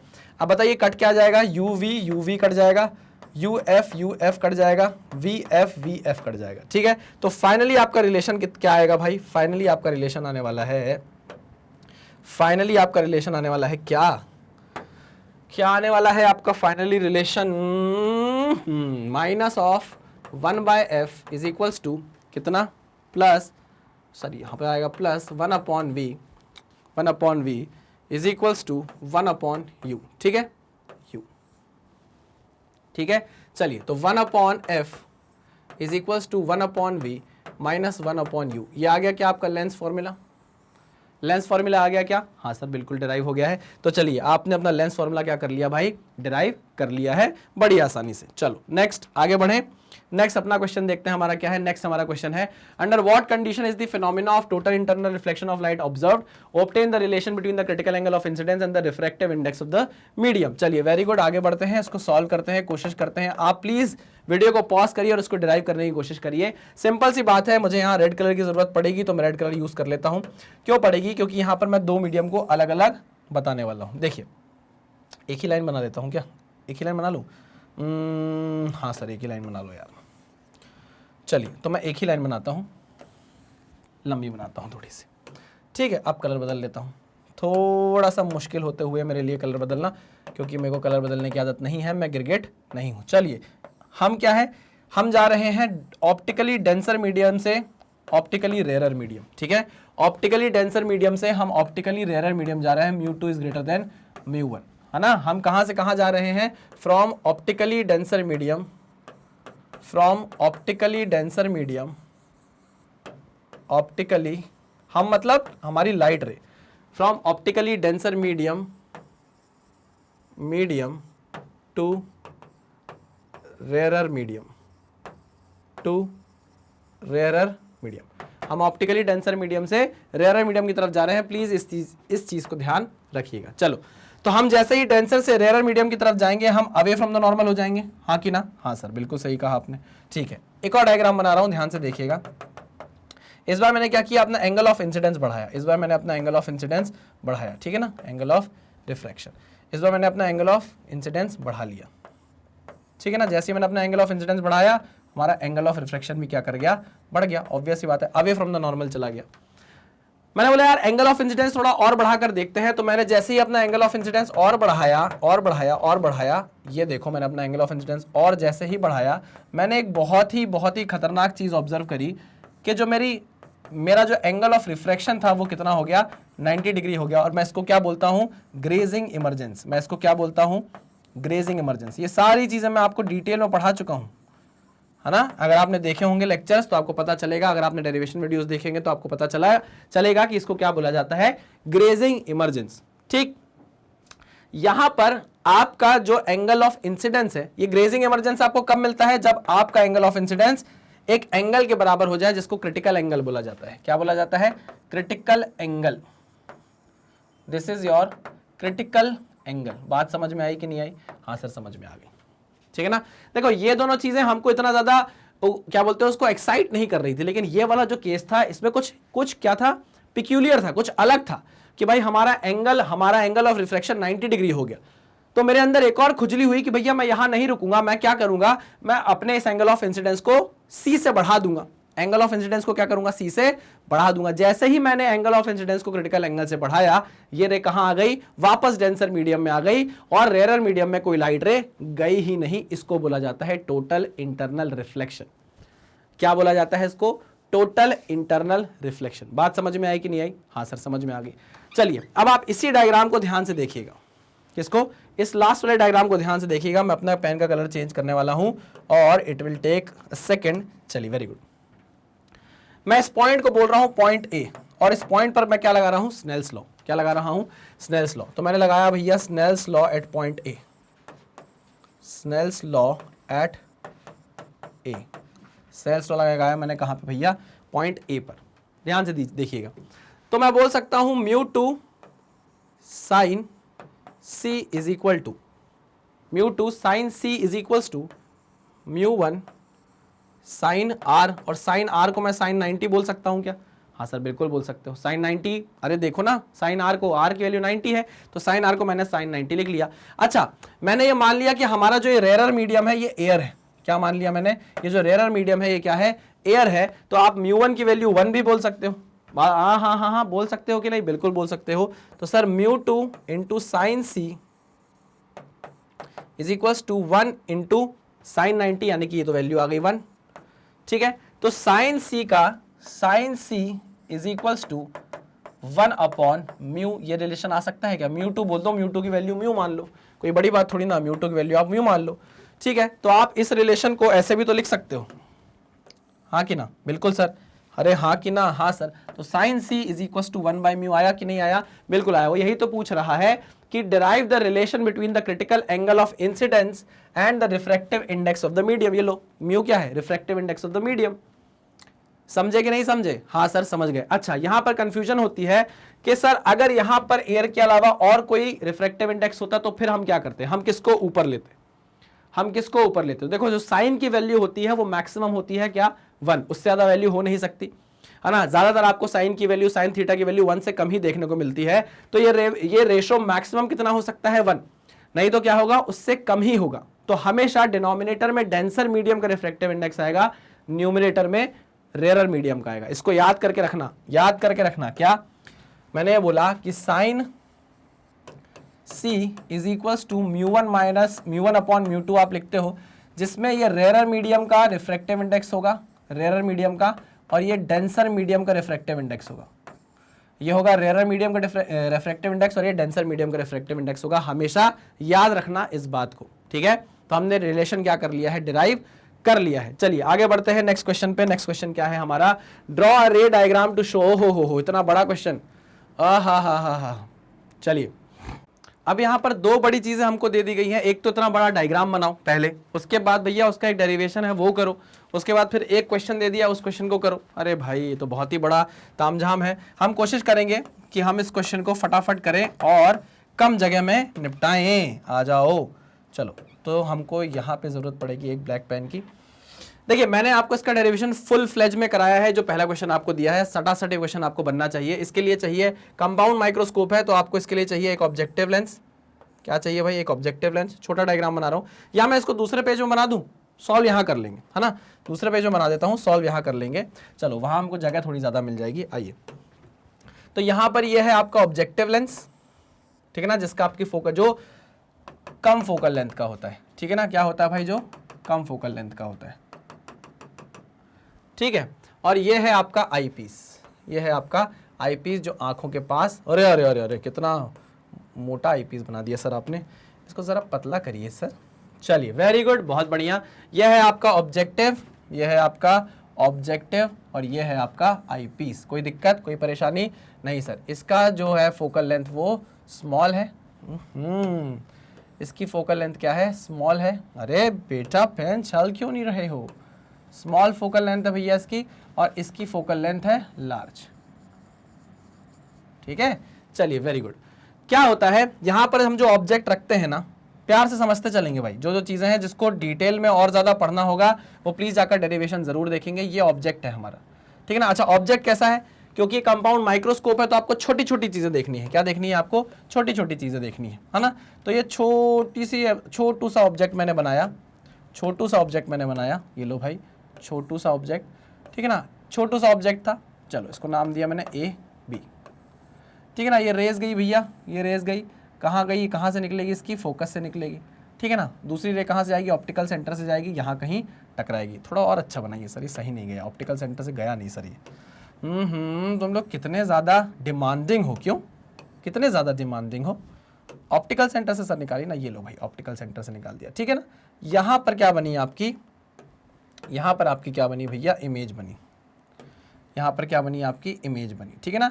इसको आप बोल दो O O O O O B dash A dash, ऐसा बोलो इसको। This is your B dash and this is your B dash and this is your A dash. अरे यार यहीं पर क्या है, जगह की कमी हो गई है ज़रा, तो मैं ए डैश यहाँ लिख देता हूँ, आपको दिक्कत नहीं होनी चाहिए। This is your A dash, ठीक है। चलो भाई, ये जो आपकी इमेज बनी एक्चुअल में वो इसकी इमेज है, ठीक है। लेकिन ये जो इमेज बनी ये कहाँ बनी भैया, इसके फोकल लेंथ के अंदर, ठीक है ना। ये क्या है, this point is your F E, eyepiece का फोकल लेंथ, इसके फोकल लेंथ लार्ज है ना, ठीक है। चलो तो क्या हुआ, यहाँ से रेज निकली, ठीक है, यहाँ से रेज निकली, ये कहाँ से जाएगी भैया, फोकस से जाएगी, ठीक है। और ये कहाँ से जाएगी, इसके ऑप्टिकल सेंटर से जाएगी। इसको आपको क्या करना पड़ेगा, पीछे बैक ट्रेस करना पड़ेगा। मैं से पीछे बैक ट्रेस करता हूँ, काले कलर का यूज करता हूँ बैक ट्रेस करने के लिए, आपको ज़्यादा अच्छे समझ में आएगा। तो चलो भाई, इसको मैंने बैक ट्रेस किया, ये लो ये लो ये लो ये यहाँ आई, इसको मैंने बैक ट्रेस किया, देखो देखो देखो देखो देखो यहाँ कहीं आई, ठीक है ना। ये और आगे ले चलता हूँ इसको, यहाँ sorry sorry sorry sorry sorry, अच्छा डायग्राम नहीं बन रहा है, अच्छा डायग्राम नहीं बन रहा है। इसको और पीछे बैक ट्रेस किया, ठीक है, और पिया इसको, ये यहाँ कहीं टेढ़ा बन रहा है सर, टेढ़ा बन रहा है, टेढ़ा बन रहा है सर, टेढ़ा बन रहा है। अरे यार तुम लोग मुझे जीने नहीं दोगे क्यों, तुम लोग अब सर बना रहे हो तो अच्छे से ही बनाओ ना सर, ये बात भी वैसे सही कही तुमने, ठीक है ना। यहाँ कहीं आपकी इमेज बनने वाली है, ठीक है। सो ये बनी आपकी क्या, फाइनल इमेज। इसको आप बोल दो भैया बी, ये ये ए था ना, बेस को ए मानना है यार, यहाँ मुझसे गलती हो गई, बेस को ए मानना है, मैं बेस को ए मान रहा हूँ, ठीक है। कोई दिक्कत तो नहीं है, नहीं सर, बेस को ए मानो, ठीक है ना, और इसको बी डैश मानो, ठीक है। चलो नामकरण कर दूँ इनका अच्छे से। तो ये है बेस, तो आप इसको बोलो ए, और ये पॉइंट है आपका ए डैश, और ये है बी डैश, ठीक है ना। सिमिलरली ये बेस है तो उसको बी डबल डैश बोलो, इसको ए, इसको फिर उल्टा कर दिया यार, सत्यम सर यार क्या कर रहे हो सर, क्या कर रहे हो, क्या कर रहे हो सर। ये जो बेस है इसको मैं बोल रहा हूँ बी डबल डैश, ए है, ओहो कंफ्यूजन कितना हो रहा है। बेस को हमको ए लेना है भैया, तो हम इसको बोल दे रहे हैं ए डबल डैश, और ये हो जाएगा B double dash. I am sorry for that, दिमाग घूम गया है ऐसा लग रहा है करते करते, क्यों, ठीक है। चलिए ये एरो, ये इंसिडेंट रे, ये रिफ्रैक्टेड रे, फिर ये इंसिडेंट रे, ठीक है, ये और इसको मैंने पीछे बैक ट्रेस किया, यहाँ जाकर हमारी फाइनल इमेज बनी है। चलो अब नामकरण कर दूं, क्या कर दूं, क्या कर दूं सर, अरे नामकरण कर दूं, हाँ सर नामकरण कर दो। This is your object distance, किसके लिए, ऑब्जेक्टिव लेंस के लिए। This is your image distance, किसके लिए, ऑब्जेक्टिव लेंस के लिए। अच्छा आईपीस के लिए ये जो इमेज बनाई है किसने, ऑब्जेक्टिव लेंस ने, ये एक वर्चुअल ऑब्जेक्ट की तरह काम करेगी, तो क्या इसी को हम यूई भी बोल सकते हैं, ठीक है। आईपीस के लिए ये ऑब्जेक्ट की डिस्टेंस हो गई, और फाइनल इमेज बनी है यहां पर, सो ये क्या हो जाएगी, आईपीस के लिए वीई हो जाएगी। मानते हो कि नहीं मानते, हाँ। तो ये हमने रे डायग्राम बना दिया है भाई, जो उसने बोला था कि रे डायग्राम बनाकर बताओ और बताओ कैसे वर्किंग होती है, तो हमने बता दिया ऐसे वर्किंग होती है। ये क्या है भाई, ये फोकस है, this is your focal length of eyepiece, focal length of eyepiece, ठीक है, समझ गए, हाँ सर समझ गए। चलो वेरी गुड। अब हमको क्या करना है भाई, रिलेशन डिराइव करना है मैक्सिमम मैग्निफिकेशन का, यानी कि जब आपकी इमेज कहां बने, least distance of distinct vision पर बने, least distance of distinct vision पर बने। चलो तो ये चीज मैं यहां पर आपको लिखकर साफ साफ बता दूं कि जब भी आप मैक्सिमम मैग्निफिकेशन की बात करते हो, note for maximum magnification, for maximum magnification, for maximum magnification, final image is produced at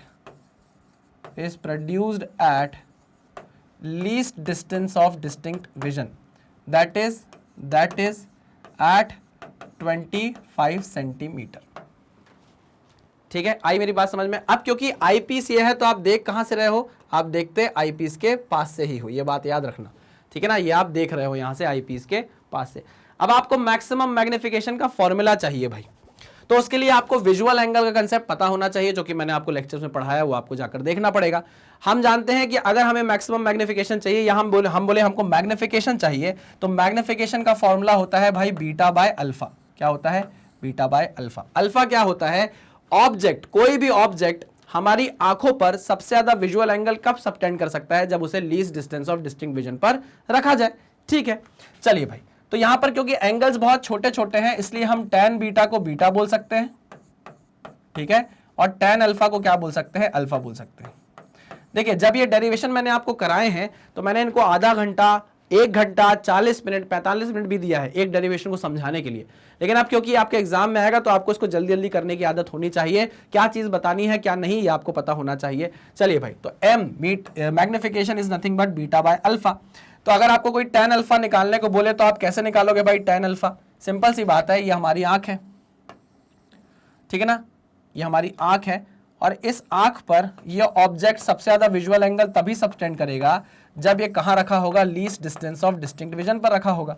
और क्योंकि ये ऑब्जेक्ट है, तो हम इसको क्या बोल सकते हैं? हाइट ऑफ ऑब्जेक्ट बोल सकते हैं कि नहीं? तो tan अल्फा कितना हुआ? परपेंडिकुलर अपॉन बेस, यानी कि h0 अपॉन LD। मानते हो कि नहीं मानते? हाँ सर मानते हैं।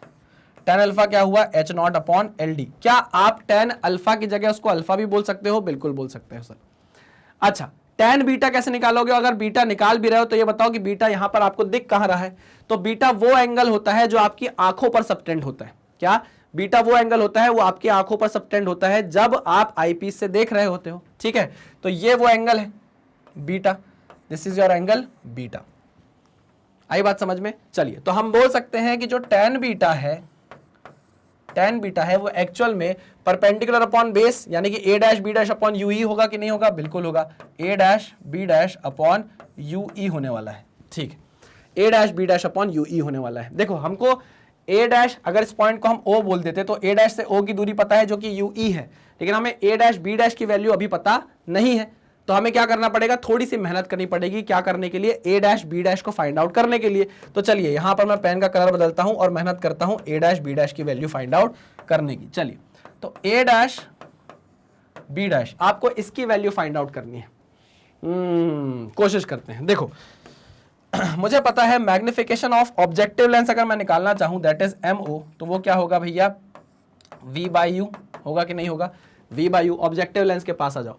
ऑब्जेक्टिव लेंस के लिए V की वैल्यू क्या है? V0, पॉजिटिव, इंसिडेंट रे की डायरेक्शन में है तो प्लस V0, अपॉन U की वैल्यू क्या है? माइनस, इंसिडेंट रे की अपोजिट डायरेक्शन में है तो माइनस U0। ठीक है, तो यहां पर मैग्निफिकेशन फॉर ऑब्जेक्टिव लेंस कितना आ रहा है? V0 upon minus of U0। ठीक है, तो M0 is equals to V0 upon minus of U0। लेकिन अगर आपको पता हो तो मैग्निफिकेशन को हम क्या, मैग्निफिकेशन ऑफ लेंस को हम किस तरीके से बोल सकते हैं? मैग्निफिकेशन को हम किस तरीके से बोल सकते हैं? Height of image upon height of object, height of image upon height of object, height of image upon height of object. ठीक है, लेकिन हाइट ऑफ इमेज जो बनी है वो नीचे बनी है, ये रियल इमेज है, इन्वर्टेड है। ठीक है, रियल इमेज है, इन्वर्टेड है। ठीक है, तो ये नेगेटिव बनी है, तो a डैश b डैश को हमको क्या लिखना पड़ेगा? माइनस। अरे भाई, height of image upon height of object होता है, तो minus of a dash b dash upon A B. ठीक है, माइनस से माइनस कट गया, तो यहां से आपको a डैश b डैश की वैल्यू मिल रही है क्या? देखो, हाँ सर मिल रही है ना। तो आ जाओ फटाक से इधर, यहां आ जाओ फटाक से। a dash b dash is equal to, a dash b dash is equal to V0 upon U0, V0 upon U0 into A B. अच्छा, ए बी की वैल्यू क्या है? ए बी की वैल्यू क्या है? हाइट ऑफ ऑब्जेक्ट के बराबर है क्या? ये देखो, ए बी की वैल्यू क्या है? हाइट ऑफ ऑब्जेक्ट के बराबर है क्या? सॉरी, वहां नहीं दिखाना था मुझे, यहां दिखाना था। हाइट ऑफ ऑब्जेक्ट के बराबर है, तो हम ए बी की जगह क्या लिख सकते हैं? I am sorry for that, A B की जगह हम क्या लिख सकते हैं भाई? a dash b dash is equal to V0 by U0। A B की जगह आप क्या लिख सकते हो? H0। पक्का 100%। चलिए, वेरी गुड। इसको आप डालो सोन पापड़ी के डब्बे में सटासट लाल कलर का यूज करके। तो लो भैया, ये आ गई आपकी a डैश b डैश की value. a dash b dash is equal to V0 by U0 into H0। अब क्या करें? अब वापस चलेंगे हम tan बीटा के पास, क्योंकि हमारे पास इसकी वैल्यू नहीं थी, अब वो आ गई है। अब वो आ गई है। अच्छा, ठीक है भाई, ठीक है, मैं कंटिन्यू कर रहा हूं इधर से। चलो, तो tan बीटा, जिसको हम क्या बोल सकते हैं भाई, बीटा भी बोल सकते हैं, जिसको हम बीटा भी बोल सकते हैं, वो किसके बराबर है भाई, a डैश b डैश यानी कि v naught upon u not into h not upon ue। सही लिखा क्या मैंने? हाँ बिल्कुल सही लिखा। तो बीटा की वैल्यू कितनी आ गई, v naught upon you naught into H naught upon u e. आ गई कि नहीं आ गई? ठीक है। अल्फा की वैल्यू कितनी है, कहाँ गई अल्फा की वैल्यू, अल्फा कहाँ गया, alpha alpha alpha alpha alpha tan alpha है ना। अल्फा की वैल्यू कितनी, H naught upon L D. ठीक है। क्या आप मैग्निफिकेशन निकाल सकते हो? बिल्कुल निकाल सकते हैं। तो अब मैं पिछले पेज पर चलता हूं और मैग्निफिकेशन निकालने की कोशिश करता हूं। तो magnification is beta by alpha. Beta की वैल्यू है V naught by you naught into H naught upon U E, इसके अपॉन में क्या, इसके अपॉन में अल्फा। अल्फा की वैल्यू कितनी है, एल डी क्या थी भाई, भूल ही गया मैं तो। एल डी की क्या ना, क्या वैल्यू थी, क्या वैल्यू थी, H naught upon L D, H naught upon L D, H naught upon L D. तो ये एच नॉट हो जाएगा, ऊपर एल डी हो जाएगा, एच नॉट से एच नॉट कट गया। तो यहां पर मैग्निफिकेशन का जो फॉर्मूला आया वो क्या आया, V naught by you naught into L D by U E. अरे भाई ये क्या है, V naught by U naught क्या है, ये तो मैग्निफिकेशन ऑफ ऑब्जेक्टिव लेंस है, हाँ कि ना? अरे हाँ सर। देखो इस चीज को ध्यान रखना, आगे चल के बात करेंगे। चलिए पेन का कलर बदलेगा, फास्ट, वेरी फास्ट। चलो आ जाइए। अब भैया मुझे बोला है क्या, मुझे बोला है क्या कि अगर आपको मैक्सिमम मैग्निफिकेशन चाहिए तो आपकी जो फाइनल इमेज है वो कहाँ बननी चाहिए, least distance of distinct vision पर। तो चलिए हम लेंस फॉर्मूला लगाते हैं, 1 अपॉन एफ या 1 अपॉन वी माइनस 1 अपॉन, हो पेन तुम चलते क्यों नहीं हो, 1 upon F is equal to 1 upon V minus 1 upon U. ये लेंस फॉर्मूला मैं कहाँ लगा रहा हूँ, आई पीस पर। ये लेंस फॉर्मूला कहाँ लगा रहा हूँ, आई पीस पर, क्योंकि फाइनल इमेज कौन बना रहा है, आई पीस बना रहा है। बात समझ में आई? हाँ सर। तो 1 upon F E is equals to, अच्छा v की वैल्यू किसके बराबर होगी, आपकी फाइनल इमेज जब least distance of distinct vision पर बने, जब आपकी final image least distance of distinct vision पर बने तब आपको मैक्सिमम मैग्निफिकेशन मिलेगा, तब आपको मैक्सिमम मैग्निफिकेशन मिलेगा। आई मेरी बात समझ में? क्वेश्चन में यही पूछा गया है कि आपको मैक्सिमम मैग्निफिकेशन चाहिए। देखो ना, final image is at the near point, तभी आपको मैक्सिमम मैग्निफिकेशन मिलेगा। ठीक है। तो v की वैल्यू क्या हो गई भाई, एल डी के बराबर हो गई। v की वैल्यू किसके बराबर हो गई, एल डी के बराबर हो गई। और आपका v इंसिडेंट रे की अपोजिट डायरेक्शन में है, तो यहां पर आप माइनस एल डी लिखोगे। क्या लिखोगे, माइनस एल डी लिखोगे। तो यहां वैल्यू कितनी आ गई, minus of L D minus 1 upon you. अच्छा u की वैल्यू कितनी होगी, आप मुझे बताइए। आईपीस के लिए ऑब्जेक्ट कहां रखा है, आईपीस के लिए ये है ऑब्जेक्ट, तो ये है यूई, इसको भी आपको माइनस यूई रखना पड़ेगा। समझे कि नहीं समझे? हाँ सर समझ गए। तो ये हो गया माइनस यूई, तो माइनस माइनस प्लस हो गया। समझे कि नहीं समझे? हाँ सर समझ गए। तो 1 अपॉन एफ ई की वैल्यू, 1 अपॉन एफ ई की वैल्यू, या मैं बोलूँ 1 अपॉन यू ई की वैल्यू क्या आ गई, 1 अपॉन एफ ई, इधर ले जाओगे तो हो जाएगा 1 अपॉन एल डी। ठीक है ना? चलिए वेरी गुड। अब आप ये सारी चीजें पुट करोगे ना तो आपके पास जो फाइनल रिलेशन निकल कर आने वाला है मैक्सिमम मैग्निफिकेशन का, मैक्सिमम मैग्निफिकेशन का, वो होने वाला है क्या, 1 प्लस, ओहो हो, एक सेकेंड, वो होने वाला है आपके पास जो फाइनल रिलेशन आने वाला है वो आने वाला है V naught by you naught bracket में 1 plus L D by F E. अरे क्लियर है कि नहीं है? अरे नहीं समझ में आएगा कि ये कैसे हुआ? अरे भाई 1 अपॉन यूई की value 1 upon F E plus 1 upon L d आ गई। यहां पर क्या है, 1 अपॉन यूई आपको दिख रहा है, तो 1 अपॉन यूई की वैल्यू पुट कर दो। ओहो ये देखो, अरे मिट जा मेरे भाई, अरे मिट जा मेरे भाई, क्या हो गया तुझे? हाँ तो मैं ये बोल रहा हूं यहां पर अपन 1 अपॉन यूई की वैल्यू पुट कर दें तो m जो आपको मैक्सिमम मिलेगा अगर आप least distance of distinct vision पर अपनी फाइनल इमेज बनाओ, तो m max is equal to V naught upon you naught, ठीक है, into L D. 1 upon Yui की वैल्यू कितनी है, 1 upon F E plus 1 upon L D, है कि नहीं है? हाँ सर बिल्कुल है। अब आप एल डी अंदर मल्टीप्लाई कर दो तो L D upon F E बचेगा, एल डी कट जाएगा। तो फाइनली आपके पास रिलेशन क्या आएगा भाई, मैक्सिमम मैग्निफिकेशन का फाइनल रिलेशन क्या आएगा, v naught by you naught, ठीक है, ब्रैकेट में ये अंदर मल्टीप्लाई हुआ, एल डी से एल डी कटेगा तो 1 बचेगा, 1 plus L D by F e. आ गया कि नहीं आ गया?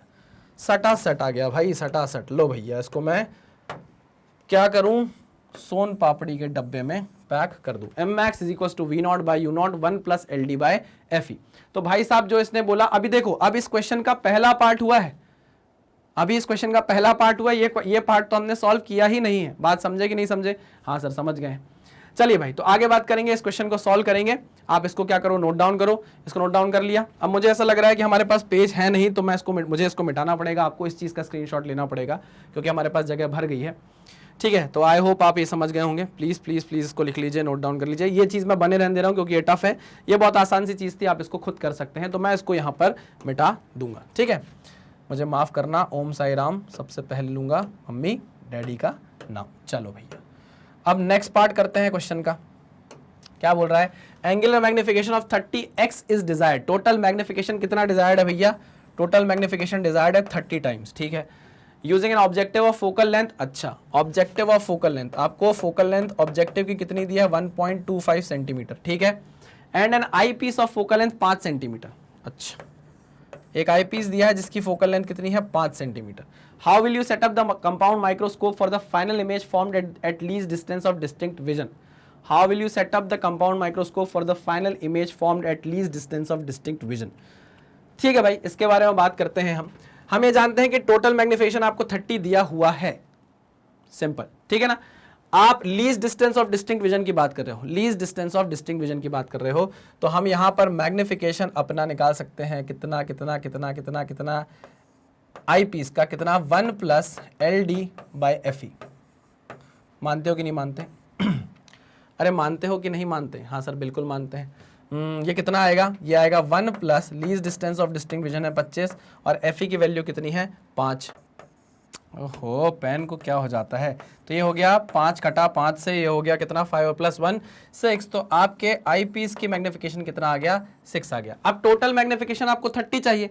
हम जानते हैं कि जो टोटल मैग्निफिकेशन होता है वो ऑब्जेक्टिव का मैग्निफिकेशन इंटू आई पीस का मैग्निफिकेशन होता है। ठीक है, टोटल मैग्निफिकेशन 30 टाइम चाहिए आपको। ऑब्जेक्टिव का पता नहीं है, लेकिन हाँ आई पीस का पता है और वो कितना है? 6 है। तो 6 5 30। तो आपके पास ऑब्जेक्टिव का मैग्निफिकेशन कितना आ गया? 5 टाइम्स आ गया। अच्छा, हम जानते हैं कि ऑब्जेक्टिव का जो मैग्निफिकेशन है वो एक्चुअल में होता क्या है? Minus V naught by U naught, और उसकी वैल्यू किसके बराबर है? 5 के बराबर है। तो हमारे पास वी नॉट की वैल्यू किसके बराबर आ गई? -5 टाइम्स ऑफ यू नॉट के बराबर। फटाक से लेंस फॉर्मूला लगाएंगे। हम जानते हैं 1/f0 is equals to 1/v0 minus 1/u0। ठीक है, अब आपके पास v0 की वैल्यू कितनी है? -5 times of u0 minus 1 times of u0। ठीक है, और यहां पर आपको क्या दिया हुआ है? ऑब्जेक्टिव का फोकल लेंथ दिया है 1/1.25 1/1.25 सेंटीमीटर। ठीक है, इसको आप सॉल्व करेंगे -1/5 times of u0 minus 1/u0 से। आप इसको सॉल्व करेंगे ठीक है ठीक है ठीक है ठीक है, ओके ओके ओके। हाँ, आप इसको सॉल्व करेंगे तो यहां से u0 की वैल्यू आपके पास निकल कर आ जाएगी -1.5 सेंटीमीटर। कितनी आ जाएगी u0 की वैल्यू? -1.5 सेंटीमीटर। ठीक है ना। अब क्योंकि आपको पता है v0 की वैल्यू 5 टाइम्स ऑफ u0 है, लेकिन माइनस भी लगा हुआ है, तो यहां से आप v0 की वैल्यू फाइंड आउट करोगे, वो कितनी निकल कर आ जाएगी? प्लस में 7.5 सेंटीमीटर। क्लियर है कि नहीं है? हाँ सर एकदम क्लियर है, पक्का 100%। चलिए भैया, तो यहां पर हमने क्या कर लिया? इस क्वेश्चन को सॉल्व कर लिया है। मैंने एक बार इसके पहले कुछ मिटा दिया था, आप प्लीज उसको नोट्स बना लीजिएगा क्योंकि हमारे पास जगह की कमी थी, इसलिए मैंने उसको मिटा के यहाँ पे इस क्वेश्चन को सॉल्व किया है। क्वेश्चन काफी बड़ा था, है ना, इसलिए हमको जगह की कमी पड़ गई है। इस चीज को मैंने नहीं मिटाया क्योंकि डायग्राम बहुत ज्यादा इंपॉर्टेंट था। चलिए आगे बढ़ते हैं। High order thinking skill questions, ये क्वेश्चंस हैं हमारे पास 3 क्वेश्चन, इसको फटाक से करेंगे। देखो, high order thinking ability question का मतलब ये नहीं होता है कि क्वेश्चन बहुत बड़ा हो, है ना, बस उसमें ये होता है कि आपको सोचना पड़ता है थोड़ा सा क्वेश्चन को सॉल्व करने के लिए। क्वेश्चन देखिएगा, if the critical angle for light going from medium a to b is theta, then find the speed of light in medium b if speed of light is v in medium a. क्या? If the critical angle for light going from medium a to b is theta, then find the speed of light in medium B if speed of light is v in medium A। देखो भाई, अगर हम बात करें critical angle की, जिसको आप sign critical angle बोल रहे हो, C को मैं थीटा मान रहा हूँ ना, मैं C बोलता हूँ क्रिटिकल एंगल को, तो साइन थीटा बोला गया है। क्या बोला गया है, μ1, हम μ2 से μ1 की तरफ जाते हैं, पता है ना, किसकी तरफ जाते हैं, μ2 से μ1 की तरफ जाते हैं, ठीक है।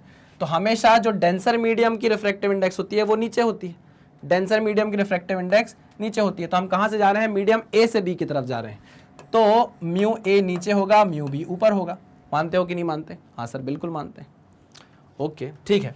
हम ये भी जानते हैं कि जो वेलोसिटी है वो inversely proportional to refractive index होती है, ये भी पता है कि नहीं पता? हाँ, तो हम ये बोल सकते हैं क्या, इसकी जगह आप लिख सकते हो sir V A by V B.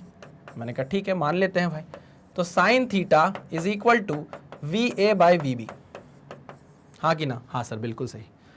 बोला गया है कि जो मीडियम ए में वेलोसिटी है वो v है, ठीक है। तो मैंने कहा ठीक है भाई, इसको हम लिख देते हैं v बाई वी बी। तो वो बोल रहे हैं कि मीडियम बी में क्या वेलोसिटी होगी वो पता करके बताओ। तो हमने बोला लो भाई वी बी जो होगा वो किसके बराबर होगा, v अपॉन साइन थीटा के बराबर होगा। लो, अब ये क्वेश्चन था तो बहुत आसान, जब मैंने आपको कराया तो बहुत आसान लगा होगा, लेकिन जब आपने पढ़ा होगा तो आपको कुछ समझ में नहीं आया होगा। अभी मैंने आपको क्रिटिकल एंगल के बारे में एक डेरिवेशन कराया था, तो साइन सी मैंने आपको 1/μ लिखवाया था और बताया था कि कब आपको कौन सा रिफ्रैक्टिव इंडेक्स लिखना है, डिनोमिनेटर में डेंसर वाला लिखना है और न्यूमरेटर में रेयरर वाला लिखना है। तो आप ए से बी की तरफ जा रहे थे, तो ए नीचे आया, बी ऊपर आया। सर आपको कैसे पता चला कि ए डेंसर है? अरे भैया मीडियम कहां से कहां जा रही है लाइट, ए से बी जा रही है, और आपको पता है क्रिटिकल एंगल की बात कर रहा है, तो हमेशा क्रिटिकल एंगल या टोटल इंटरनल रिफ्लेक्शन आपको तभी मिलता है जब आप ऑप्टिकली डेंसर से ऑप्टिकली रेयरर मीडियम की तरफ जा रहे होते हो। तो ठीक है, पक्का? चलिए भाई, तो इस तरीके से हमने इस क्वेश्चन को खत्म कर लिया है। नेक्स्ट क्वेश्चन पे आते हैं। नेक्स्ट क्वेश्चन क्या है, what is the focal length of a convex lens of focal length 10 centimetre. अच्छा, ये कॉम्बिनेशन ऑफ लेंस का क्वेश्चन है, कॉम्बिनेशन ऑफ लेंस का क्वेश्चन है। फॉर्मूला लगाओगे इसमें फटाक से, 1/f is equal to 1/f1 plus 1/f2। मानते हो कि नहीं मानते? हाँ सर मानते हैं। What is the focal length of a convex lens of focal length 10 centimeter in contact with a concave lens of focal length 30 centimeter। अच्छा, तो भैया कॉन्वेक्स लेंस का फोकल लेंथ पॉजिटिव होता है, तो यहाँ मैंने 10 सेंटीमीटर रखा, प्लस कॉन्केव लेंस का जो फोकल लेंथ होता है वो नेगेटिव होता है, तो इसको मैं -30 लिख देता हूँ। कोई दिक्कत, कोई परेशानी नहीं सर? चलो, तो ये कितना हो जाएगा भाई, 1/10 माइनस 1/30 कितना हो जाएगा भाई, ये आ जाएगा इधर मल्टीप्लाई होकर 30 माइनस 10/300। 30 माइनस 10 कितना हुआ, 20। तो 1/f is equals to 30 minus 10 is 20 divide by 300। तो यहाँ से 0 से 0 कट गया, कितना हुआ, 1/15। कितना हुआ, 1/15। समझे कि नहीं समझे? हाँ सर समझ गए। तो f की वैल्यू कितनी आई, f की वैल्यू आई पॉजिटिव की 15 सेंटीमीटर, यानी कि ये जो कॉम्बिनेशन है it is behaving like a convex lens. ये जो पूरा सिस्टम है, जो कॉम्बिनेशन बना है, ये कॉन्वेक्स लेंस की तरह बिहेव करेगा, कन्वर्जिंग लेंस की तरह बिहेव करेगा। आई बात समझ में? हाँ सर समझ में आ गई है। चलिए, तो ये भी अच्छा क्वेश्चन था, और इसी के साथ हम चलते हैं अपने आखिरी क्वेश्चन यानी कि last high order thinking skills questions की तरफ। A small bulb is placed at the bottom. बढ़िया क्वेश्चन। ये क्वेश्चन भी मैंने आपको बहुत बार समझाया है और बोला है कि इस पर ध्यान दो। इस क्वेश्चन को दो तरीके से करेंगे लोग, एक बड़े तरीके से और एक स्मार्ट तरीके से। किससे? स्मार्ट तरीके से, है ना। मैंने आपको इस क्वेश्चन में एक फॉर्मूला बताया था, अगर आपको याद हो तो, आर का फॉर्मूला निकलवाया था और बोला था इसको याद कर लो, h/√μ² -1। h/√μ² ये फॉर्मूला मैंने आपको याद कराया था। वो क्या पूछ रहा है? वो पूछ रहा है the area of the surface of water. Circle of illumination पढ़ाया था आपको, सर्कल ऑफ इल्यूमिनेशन पढ़ाया था, वहां बोला था कि इस रेडियस के फॉर्मूले को याद करो, जब एरिया निकालने को बोलेगा तो सीधे इसका यूज करना। तो area is nothing but πr², यानी कि पाई इंटू h² अपॉन μ² -1। इस फॉर्मूले को सीधा जिस बच्चे ने यूज कर लिया उसके कम से कम 4 से 5 मिनट बच जाएंगे, 3 से 4 मिनट तो बच ही जाएंगे। ठीक है, तो मैं चाहता हूं, आज फिर बोल रहा हूं कि इस फॉर्मूले को आप याद कर लो, इसमें वैल्यू पुट करो, तो एरिया आपका निकलेगा पाई इंटू h² यानी कि 80 सेंटीमीटर यानी कि 0.80 का स्क्वायर अपॉन 1.33 का स्क्वायर -1। सही है कि नहीं? हाँ सर बिल्कुल सही है। ठीक है, इसको आप सॉल्व करोगे तो एरिया की वैल्यू आपके पास निकल कर आएगी 2.61 मीटर स्क्वायर। ठीक है, सबसे इंपॉर्टेंट था ये याद रखना, तभी ये क्वेश्चन आपसे भड़ाभड़ बनते। क्लियर है? हाँ सर एकदम क्लियर है। चलिए भाई, तो इसी के साथ हम इस लेक्चर और इस टेस्ट पेपर को करते हैं खत्म। आपको पता है भैया कि ऐसे टेस्ट पेपर में हमको बहुत मेहनत करनी पड़ती है, बहुत दिमाग लगाना पड़ता है। हमारे साथ आप जुड़े रहेंगे, टेस्ट पेपर सॉल्व करते जाएंगे तो आपकी बहुत ज्यादा तैयारी, बहुत सारी तैयारी घर बैठे ही हो जाएगी। हम पे बस भरोसा करके देखिए, ठीक है। ये मैग्नेट ब्रेन्स का हिंदी मीडियम चैनल है जहां पर आपको सारा का सारा कंटेंट हिंदी मीडियम में देखने को मिलेगा, प्लस जो नोट्स है वो भी आपको हिंदी मीडियम में ही मिलेंगे, ठीक है। तो आपकी जो भी क्वेरीज थी पहले कि सर हमको हिंदी में पढ़ना है, हमको हिंदी में पढ़ना है, वो मैग्नेट ब्रेन्स ने आपके लिए दूर कर दिया है। करना क्या है, मैग्नेट ब्रेन्स हिंदी मीडियम आपको यूट्यूब पर जाकर सर्च करना है और जाकर सब्सक्राइब कर लेना है हमारे चैनल को। सारा का सारा कंटेंट आपको यहाँ पर हिंदी मीडियम में अवेलेबल करा दिया जाएगा। चलिए भाई, इसी के साथ हम पहले टेस्ट पेपर को करते हैं खत्म, है ना। हम मिलते हैं अपने नेक्स्ट लेक्चर में जहां पर हम अपने दूसरे टेस्ट पेपर को सॉल्व करेंगे। आपको इस पूरे टेस्ट पेपर का जो पीडीएफ है वो वीडियो के साथ नीचे डिस्क्रिप्शन लिंक में मिल जाएगा, ठीक है। चलिए मिलते हैं नेक्स्ट टेस्ट पेपर में, तब तक सावधान रहे, सतर्क रहे, पढ़ते रहे। Thank you very much.